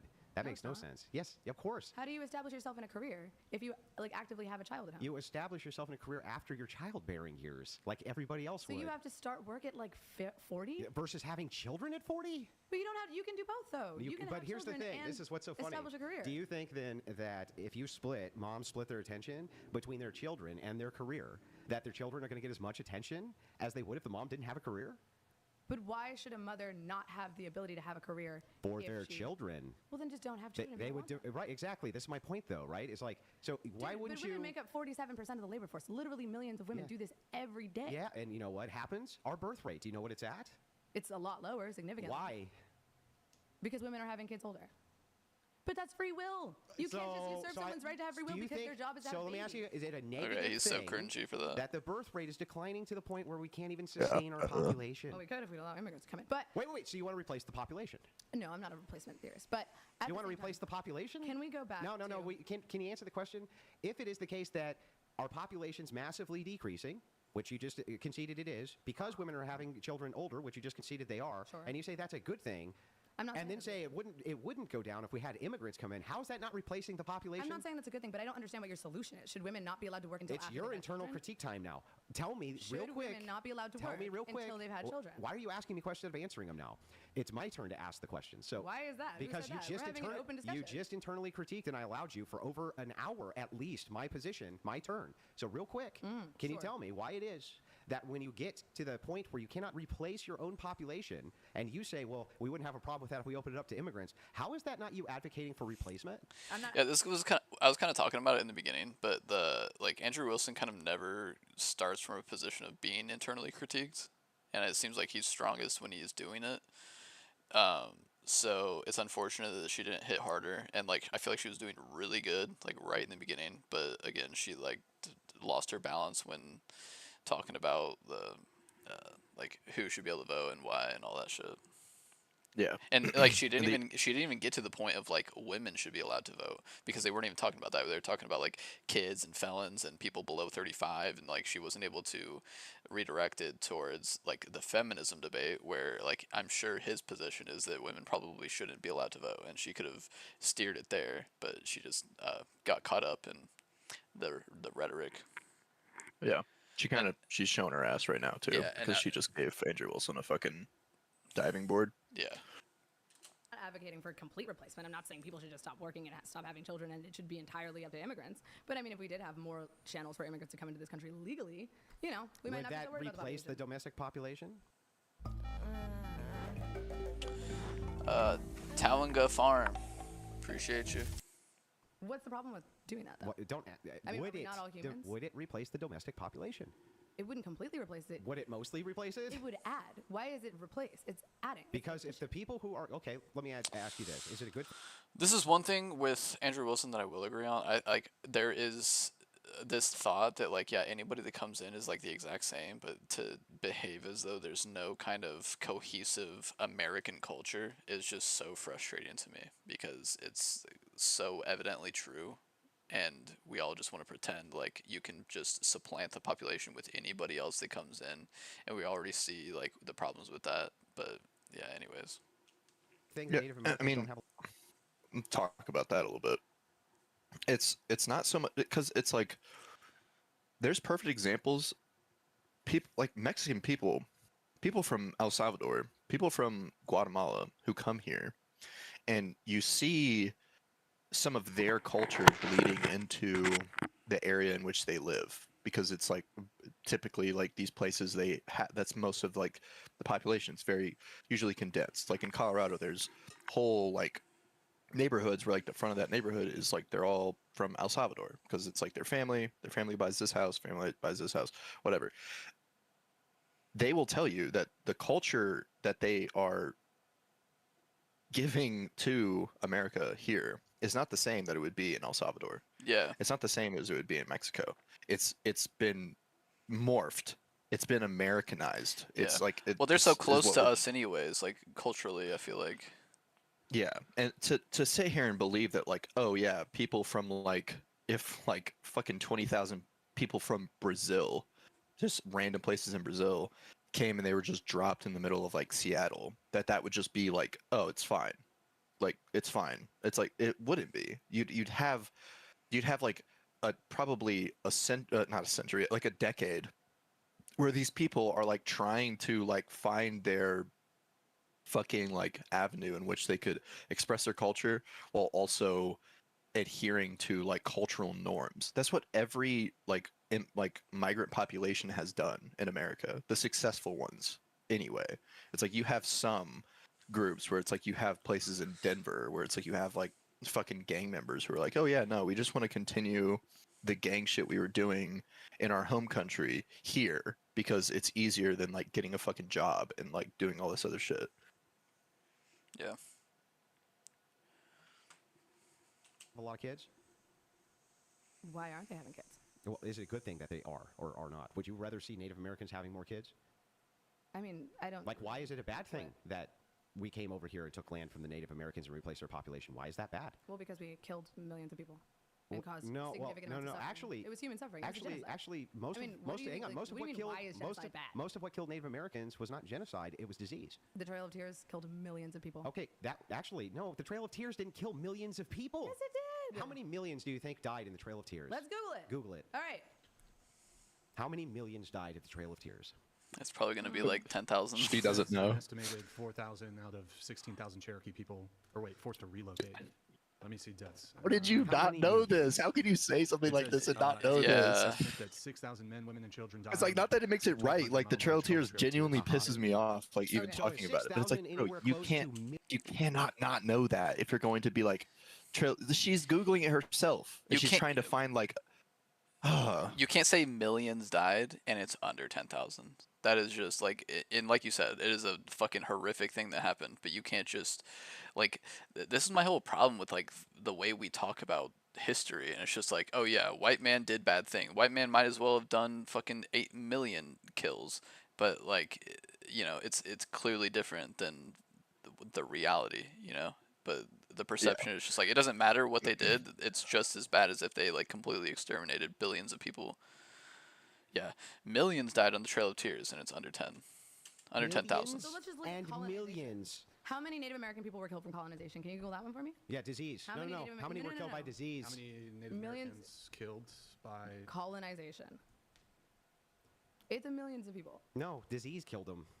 Disease killed the overwhelming amount of Native Americans. You know that we used chemical warfare, or not we. Oh, we did, huh? So we didn't understand anything about how diseases worked, but we were able to use diseases for chemical warfare, What do you mean we didn't understand how diseases worked? When do you think we understood the disease process? You know that smallpox blankets that were infected with smallpox, were given and gifted. No, it's not. No, the fuck it's not. Okay, Bullshit. let me ask you a question. That's not a myth. You get sick, and you don't understand how the disease process works because science hasn't discovered it yet. And then you hand a blanket that sick people have used to another person, not understanding. Will you fact check that one too, Brian? Check it. Yes. Which one? Okay, wait. First of all, how many millions were check the smallpox myth? Get that one first. Here are 3 reasons why you should use Codecademy to learn how to code. Time for a commercial. Yeah, appreciate you, Codecademy. You want me to pause it? Yeah. So, again, it's like, you're talking about the Trail of Tears. You're also talking about like disease that occurred. But when you say European colonization of the Native Americans, you're not going to get like North America, United States territory colonization numbers. You're going to get from Central America to North America to South America. And if anyone knows anything about history, they know that South America is where the fucking deaths really were fucking out of control. Well, that's where whole societies and civilizations were crumbling. Whole genomes were fucking wiped off the face of the earth forever. Whole fucking societies extinct forever. Like, no trace left of them. And so when you take that, I'm pretty sure it's like 50 million total due to European colonization, but that's northern, central, and southern. And it's like, again, not that this justifies anything, but it's like she's probably going to hear that number, or it's like 56 million. Yeah, 56 million is the number. And she's going to be like, see, that's what I mean. Like, that's what I'm talking about. Like, that's a genocide. Yeah. It's like, over the course of like a couple hundred years too. Like, Yeah, you but know, we're talking in the purview of America. We're talking about America. It's like if you're going to do this, then you also have to look towards Mexico. You have to look towards Brazil. You have to look towards these other places. Where it's like Mexico is another example. It's just a Spaniard colonial state. Like that's what it was. And it's like you can say that it's like, oh well, they're descendants of Mayans and this and that. It's like okay, but they're also descendants of fucking conquistadors. Like that's who they're descended from. It's not just Mayans and Aztecs and these people. It's like it was race mixing of these populations. Most of it was fucking slavery, where they were just taking these populations and just supplanting their own populations into them to basically to create a colony state. Like because most of the people who came over initially were men. They didn't have women of their own to fucking start families and whatnot. So you're talking about and that opens up a whole nother door of like disease spreading. Whereas, like in North America, it just wasn't as bad as South America. Not that it justifies it. It's just that the number would be significantly lower. I'm pretty sure it's like 8 million total of Native Americans dying, and that's also including warring tribes, uh, people who were fighting on behalf of the French, or Native Americans that are fighting on behalf of the French against the British. Basically during like the Revolutionary War up towards the fucking so on and so forth. And then you get to the disease spreading, which is what happened initially. It's like the number of like genocide numbers is hard to pinpoint because you look at the thing like the Trail of Tears, it's like that was a genocide. You were forcibly displacing a population of undesirables to wherever the fuck you didn't want to fucking go to. Like that's a genocide, and only 4 million or only 4,000 people died. And it's like again, not that it justifies anything, but it's like you can't just throw genocide at things yeah. and have it stick. You have to be able to like dissect, okay, why was this a genocide? What was the intent behind these actions? What was the intent behind this? It's like there was definitely genocides that occurred, but it's like you have to pinpoint them rather than just be like, oh yeah, a lot of people died, genocide, and it was done on purpose. It's like, okay, who did it on purpose? Fucking white people. Like it's like you Well, it's dude, just not people it's don't even care. anti-intellectual. People don't even care. Yeah, They people just don't care. genocide is just bad thing. That's all they know. Like they don't know about like mens rea. They don't know about dolo specialis. They don't know about these special intents that are required to define a like modern era term of genocide or ethnic cleansing or anything. Like they don't care. It's just this word means bad. Like that's all they're saying. And again, it is fucking bad. But it just it's she's really showing her ass, like you said. Like it's just like millions died in the Americas and blah blah blah. In the United States, Yeah. North America, or the In North entire America. Americas? Ooh, actually, including- if we did, You're just include the entire goalpost Americas. shifting. I mean, Oh, but that's not wow. true. I said You're- that Yeah, millions of people yeah. died. Oh, yeah. That was intriguing to her to shift it to the entire Americas. Because she wants the biggest number. Yeah. Like, she wants the Trail of biggest number Tears. possible. Okay. Stop lying. All right, then let's include all. Holy the shit, stop lying. And also, check. All you have But to the do whole is point check that the you said is disease. that Native Americans All you were have to killed. do is check the disease rates. It was 80 to 90% of all natives died from diseases. And by the way, the question that smallpox you were blankets, asking- the smallpox blankets happened hundreds of Andrew, years after calm down, colonization. Calm down. The question The that you were smallpox asking. blankets happened hundreds of years post-colonization. The question Hundreds. that you were asking, let's fact check that. But while you're doing that, the question that you were asking is, was the colonization of the Americas bad? And I'm saying, yes, it was, because it resulted in the deaths of millions of people. Got it. So if the outcome, and that would be a negative outcome, right? Yes. So Oh if my Jap- God, why is my camera filming? if Japan wants to keep itself Japanese, is that negative? For what purpose? Because they just want to be Japanese How are they doing that? by not letting in any immigrants. Are immigrants coming into their country and are they detaining them in cages? and Very, sending them out? very few are ever allowed to come in. Yes, very few.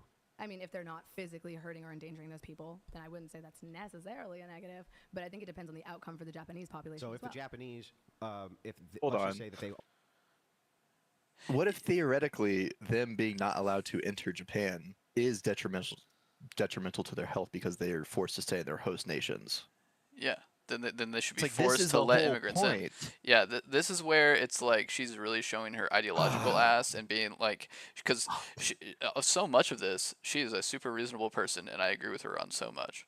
But then it gets into like her like super lefty positions where it's like, yeah, forced migration is okay, but like ranked choice voting isn't okay, but single household voting isn't okay, but it's okay to tell a population that like, yeah, if it's gonna be bad for you later on, like and what determines bad, like is their population going to decline because there's not enough like other immigrants coming in, whatever could be determined bad, then it's like that is bad, so they should be forced to let immigration and let like their entire homogeneity change because we think it's like morally justified or whatever. That's so crazy. Yeah. But that's what I've wondered for a long time. It's like, what do they say about, because obviously America's a little bit different. It's built on immigration of a certain demographic, but like what do they say about China? Like, is China allowed to be just for Chinese people? Is Russia allowed to just be for Russian people? And I guess not that she's speaking for all like lefty positions, but she kind of just gave away the game right there and saying that like, yeah, if it's bad for their health, then fuck it, the Japanese should be able to forced to let immigration in. And also the like, yeah, if they're not hurting anybody, then they can deny immigration. But it's like they're still exerting force on whether or not you can come into their country. Like where are we determining hurt? Like we're only in a position where we have to, like, I guess, quote unquote, hurt people to keep them from coming in because we have such an insane illegal immigration problem right now. So like, are we justified in keeping those people out, or like once it reaches a certain threshold where we've let it go for so long that we have to start enacting forceful actions or like making mistakes with deporting certain people, like if we're at that threshold, it's just like, oh, it's anyone's game, anyone can come in, like it's over. Yeah, it's like the level of it. It always comes down with these people. It's like, okay, well, where is the harm? Like, where is the harm? And it's like, okay, where is the harm in letting a bunch of people into Japan? Like, where's the harm? It's like, oh, well, it's like to a Japanese person, it's the degradation of their society. It's the degradation of their ethnic identity. It's this further westernization of things that have already been very much westernized. It's a distancing from their history. It's all these other things that really have no tangible, like, it's not actually doing physical harm to Japanese people, but someone like this would defend that and be like, no, actually that is right. That, like, they should be allowed to hold on to that stuff. But like when it comes to America, because obviously it's different, it's a country that was founded by immigrants. It was founded upon a colonization. It's different, but it's like, what about Mexico? It's like, then would you be okay with Americans going to Mexico and essentially taking over taking over the societal homogeny of Mexico if it was just turned into just a bunch of white people? And it's like, well, what's wrong with that? It's like they want to live in Mexico. They feel like their best life would be in Mexico. Like, what's so wrong with that? But this person would say, it's like, oh, well, it's not it's not a white person's place to go there. It's like, it's not a Mexican's place to go there either when we really get down to it either. That's why it's so, dude, it's so fucking racist, because that's the whole game right there. Is that it's totally okay, because the whole like, oh, it would degrade our cultural and like historical significance to just let unfettered immigration into Japan, which it would. But if you say anything like that in America, you are the racist. But also the argument is that like, oh, white people don't have any culture. Like America doesn't have any culture. Where it's like, if you look at like these kind of picturesque 1970s homes, and not obviously there's issues going on in the 70s, but I'm just saying the idea of like, oh, the fucking picket fence and all that shit, like that is like, even if you want to call it corny or not, that was like American culture, and like everyone participated in that at a certain point. But that's completely gone now. And I mean, Dude, not just due to trucks, immigration. Yeah, just the ice cream trucks, baseball, bubble gum, football, beer, Yeah. hot dog. Like, these are it's a part of American culture. It's like, you can dislike it and think that it's lame. It's not a fucking samurai sword or a fucking decorated skull for De los Muertos, but it's like, it's still a culture. Like, it's still a thing that you don't care about. It's like, stop pretending that you care about culture. Yeah. Like, that's it. Just say that you care about a type of culture. and you would like to see that culture supersede insignificant forms of culture. It's like I agree with that. I agree with that to a degree. It's like I don't like cultures that promote things like fucking sacrificing kids. I don't like cultures where it's like sacrificing fucking animals and ritualistic fucking things. I don't like cannibalism. But if it's like if you were to point to these people and be like, "Hey, should these people be allowed to enter Japan?" This person would probably say like, "Oh no, they're from a fucking cannibal tribe in fucking wherever." But if you switch that to America, they'd be like, well, why I feel like not? What's it everyone should hurting? have an opportunity. It's like, why not? It's like, what makes you think that they can't assimilate to the culture? It's like, bro, because they were fucking cannibals, because they were eating people a month ago. Like that's why. It's not obviously this isn't to the same extreme of other things. Like there's uh, Mexican people are not the same as fucking cannibals. I'm just saying that it's like you have distinct cultures for a reason, and it's like you can't just wipe away the societal impact that will have, where you have like these people where it's like, oh yeah, baseball games got changed into like something completely different, or these things that are typically American pastimes get completely erased to supplant population increase. Like, are you fucking kidding me? Yeah. Well, I mean, ultimately, it's just like those things either were never American, those are just people things, or two, it's gotten degraded so much that it's not a culture, or like you can't point to any specific thing, you just have an idea, and so it's not a strong enough argument to be like this was American culture, and then also there's just a general like uh wanton negativity about Western approaches to anything anyways. So it's like anything Western is just like, oh, well, that led to colonization, or that's imperialism, or it's just like Western bad, and it's just so indicative of the whole kind of leftist position. But yeah, let's. What about African American culture? Yeah. No. And how it's completely distinct from like every other type of African culture, and it also inspires like whole waves of like fashion and like music in other countries. Like, Well, what that's about protected. that? Like, That's protected because. that's protected, right? Yeah. That's not America. Yeah. That's just black people doing their thing, I guess. Yeah. Only wanted their domestic population to be Japanese. There's nothing inherently wrong with that. I don't know. You don't know? Yeah, there it is. She doesn't know if that's inherently wrong. There's a net negative that happens when the Japanese population self-isolates, then I do think that there's something inherently wrong with that. But I think it's hard to quantify how negative that is to that population. So, like, if the Japanese were isolating themselves and their birth rate was decreasing, you would consider that to be negative? Yes, if they were losing population. Oh, see, exactly like what I was saying. If they were losing population, then yeah, their entire culture should be destroyed. They were losing a labor force because of self-isolation. If people were starving and people could not make enough money because they weren't just they're not starving, but they're just not reproducing. If people aren't reproducing and they're incapable of reproduction, or they're capable of it, they're just not. Yeah, I mean, if it is hurting that population, then I would say that's a net negative. Okay, so then if white people aren't reproducing, is that hurting their population? It depends. Do they want to reproduce? It's seemingly weird that it's like, oh, well, do they want to? Because like, it's not like she's one of these people, right? She's just super indoctrinated into this kind of ideology. But this is a kind of global theme going on that, like, yeah, the white people should be fucking done for. Like that, there needs to be a new changing of the guard that happens. So it's like, well, they're not choosing to reproduce, so who fucking cares? Like, there should be no maintaining of that specific demographic, even though white is like super fucking broad. But then there's different parameters in regards to the Japanese population, even though she's like, yeah, ultimately they like, if they're not reproducing, it's hurting the population, they should just like be supplanted by any type of immigration. Yeah, which it's like if we're talking about just great commercial. Shout out Dad Stories. Look at the fucking AI, bro. God, weird. So weird. Look at all that. All the coffee. It was like an explosion of coffee.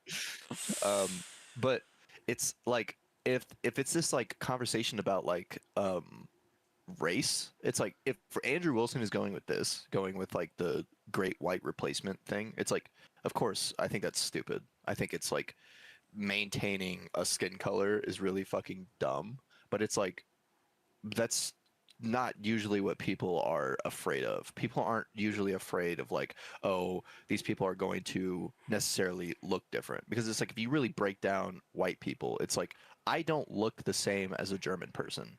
I just don't. Like, I might share a skin color the same way. This girl does not look the same as like a typical light-skinned black person, depending on where their African ancestry came from. Right? She looks very much uh, seeming more on the white spectrum of like wherever her DNA went, and it's like there's nothing wrong with that, but it's the problem is that she's taking that, and instead of like being like, okay, I'm going to express the ethnic culture of all of my ancestry, is that she's probably going to pick and choose the things that make her more diverse. Yeah. If that makes any sense. She's not going to lean into probably like her, I don't fucking, maybe her French ancestry or her fucking Middle Eastern ancestry.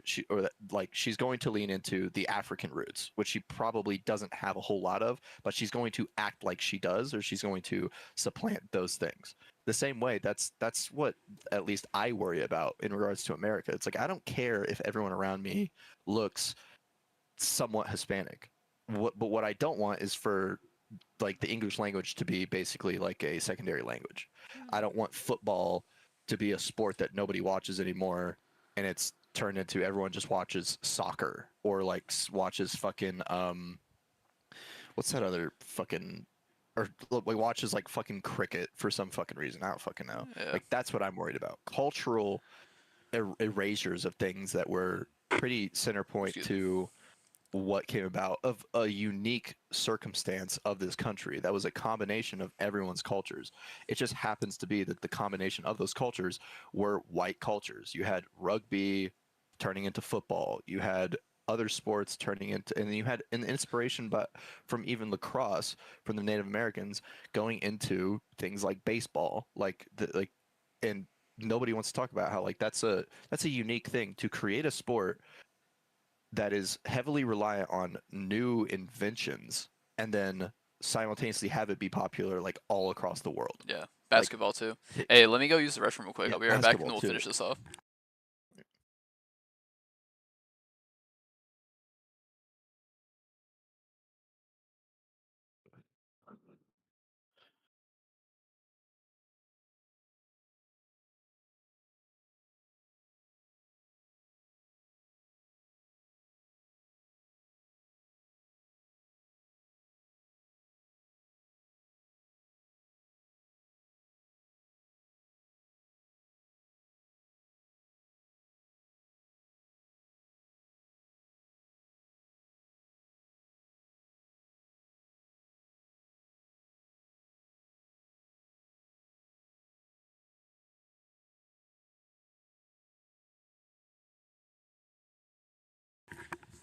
Yeah, it seems that whenever people talk about culture, it's like always about like, oh, like high art and stuff like that, or music or food or whatever. But then when you start talking about American culture and you try and bring up things like the fact that we invented basketball or like we invented baseball, which is world renowned, a really popular sport now, it's just like that shit does not matter. It's like, I don't really care about sports. But or that people will talk about, well, people want some type of ancient aspect, some type of like almost prehistoric like pre-antiquity aspect in regards to culture, yeah, in order for it to be applied as being a culture. But you would ask these same people, it's like, okay, um what about China in regards, not China, what was the place, was it Korea? Where did karate start?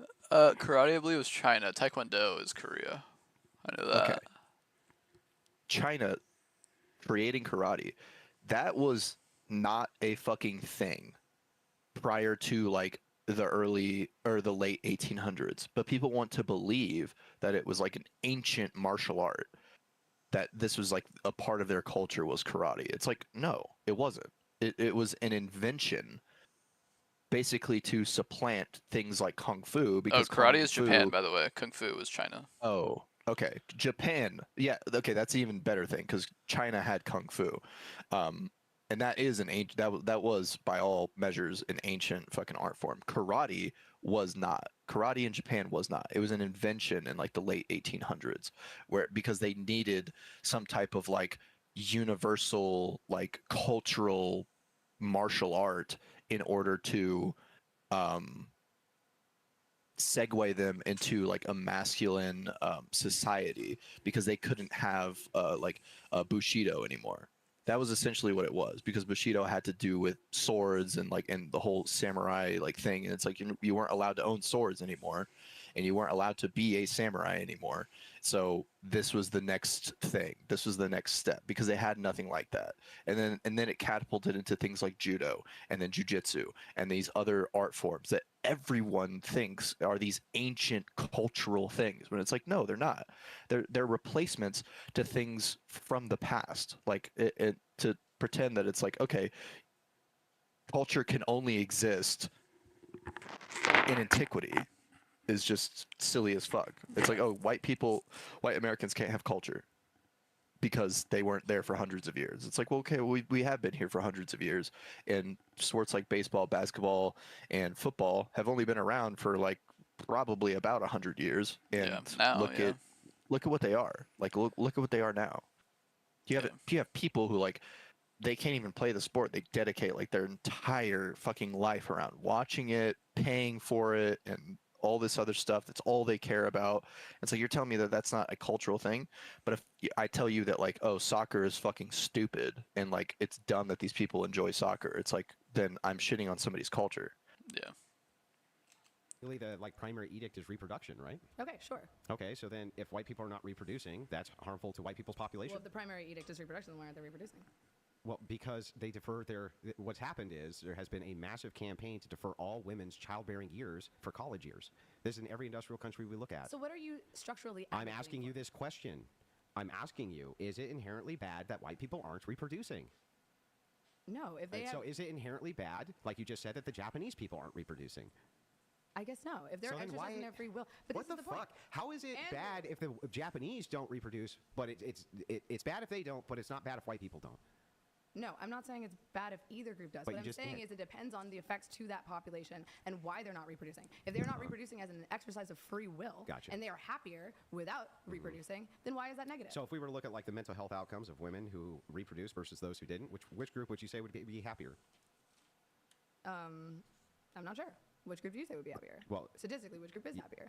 The group that's statistically happier are women who reproduce and have children. Okay, but again, that's the whole causation correlation thing, and it feels like the thing is like everything you can say is a causation, right? We look for the primary causation for what is the correlation. We even do this with things like drinking and driving, right? So I could always say, no, it just correlates that drinking in your car leads to more accidents, right? But if it is the case, he kind of highlighted exactly what we were talking about too, where it's like, it's not bad if they don't reproduce, but it is bad and requires immigration if they reproduce. So that's a primary correlate. Then we or if they don't say reproduce, it's because drinking and driving, these accidents increase. Okay. That's how you would do it. Right, so if that's the case, I'm just asking you again the question, right? When you say, it's just correlation, causation. If the primary correlation is that they're having children and that's what makes them happier, and that women who don't have children are less happy, then wouldn't you say that's a negative outcome? yes, I would say that's negative. Okay. But I do just want to ask, so let's say that is a negative outcome.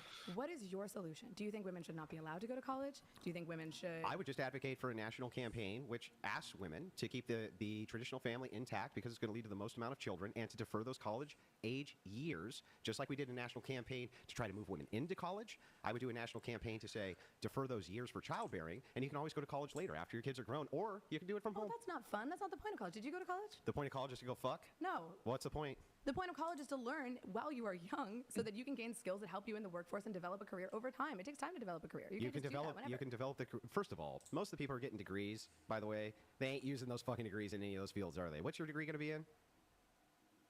What's it going to be in? Fucking your mom. No, I'm joking. Film production. And do you think that you're going to end up a film producer? Hopefully. That's the goal. But I mean, do you think that the chances that most people who have a degree in film production are producing film? I mean, I happen to go to the best film school in the country, but, you know. Yeah, I'm and sure just like I just had a woman I talked to yesterday who got a degree in comedy writing. Oh, well, sorry. Yeah, or psychology or sociology. These fields are completely oversaturated. But these skills are still useful, and we also know that. But we also know that people on average who get a college degree, the median income for those people is higher. Yeah, but guess what? The negative effects mentally much higher than if they don't have children. They're college educated. So your plan is to usurp people's free will. How are you usurping it by having a campaign just asking people to defer? Okay, and then if they choose not to do that, what happens? They can choose, but here's the thing: it was extraordinarily. Then do that. Have fun. It was extraordinarily effective to have the propaganda, which said that women should be going to college. If you look at the college rates pre the propaganda, post it, right, you can see that it had a great effect. You could have the same type of effect which asked women to defer that for childbearing years because they're happier, more well-adjusted. And guess what you would be promoting then? The old school gender roles. Women fought an entire, I mean, not fought physically, but women had many movements on the basis of demanding the right to choose whether or not they go to college and when.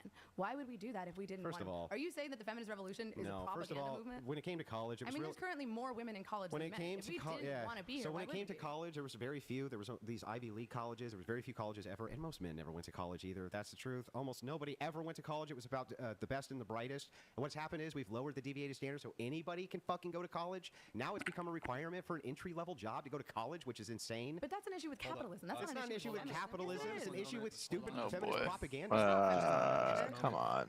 I need to do a quick sidebar with both of you really quick. So, viewers, we're going to take a 20-30-second intermission. All right, that's a good place to call it. That's fucking crazy. I just expected more. I expected more of like the actual feminism debate. That was the whole point. It's in the fucking title, but yeah. My issue with this is that I know that people who are in her corner, like just listening to that little tidbit, it's like her essentially agreeing with Andrew Wilson, where it's like, yeah, most college degrees are oversaturated fields that like 99% of these people are not going to get a career because of, and they're going to college now, like essentially just to have the experience of college. Like it's not because it's like, oh, I need this in order to do this. It's more so just like, okay, well, I need to go to college. Like that's the thing that people do. Yeah. Smart people who want a career, they go to college. And due to that saturation, like Andrew Wilson said, it's like now it's become a requirement for most places where it's like you need a college degree or equivalent in order to get entry-level jobs. And that's a problem. And then she's saying that it's like, oh, well, that's a problem with capitalism. It's like, no, it's a problem with the fucking education system where it's like you did lower this bar where it's like it wasn't just like, oh, like you have jobs where it's literally like electrician entry jobs where it's like these people, regardless of your education and electrician work or trade education, they're going to treat you like you're a fucking dumbass. They're going to. The people who are in charge of you are going to treat you like you don't know fucking anything because they're going to want it done a certain way. So these people are going to go into these entry-level jobs, and basically it's the same thing with the military where it's like you go through basic training, you go through your AIT, you do all this schooling, you get a warm and fuzzy on stuff, and then once you actually get to your unit, bam, all that stuff's gone, and now you're getting taught on a whole new SOP. This is the reality just basically for every workplace. Like people who start working in like Adobe software stuff, they do not go to school for it. Typically, they just start fucking around online, and then they become friends with somebody who is really knowledgeable on it, and he teaches them some tips and tricks, and then they start actually like doing stuff with it. And by the metric of like the way the education system has propped up these degrees, that person who is actually really good at this in practice is not as worthwhile as somebody who just went to college and actually doesn't fucking know anything. It's a problem with the education system. Well, dude, it's also a problem with the societal push of like, yeah, you need to go become educated. And it's like there's a lot of forms of education, but that aren't formal, and there is this whole like fucking 100-year push of, you know, you need to go to school. Like that would, I mean, I don't know. It's messy. It's a whole messy conversation. But yeah, it's pretty tough. Yeah, the problem with capitalism. Like, I wanted to be on her not, side. Yeah, me too. And there's not even. It's not that there's not issues with capitalism. It's just like, if there are, why do you like falsely point to the ones that there aren't? I don't ever get that. Yeah. Why would capitalism lead to people being like universally unqualified? Why would they close off their doors to more low wage workers? Like, why would they do that? If it was for capitalism, why would they fucking do that? Yeah, like, it's not like these jobs. It's not like these jobs are partnered with the universities where they get a cut from everyone that enrolls. Like, it has nothing to do like they would be in opposition to the universities because they would want the labor force, and also a college degree makes them more qualified, so they have to pay these people more. Like it's just so it's just so base level of a critique. Yeah. Or the critique isn't base level, but like it's so easy to kind of dismiss the critique. I don't know. Anyways, The problem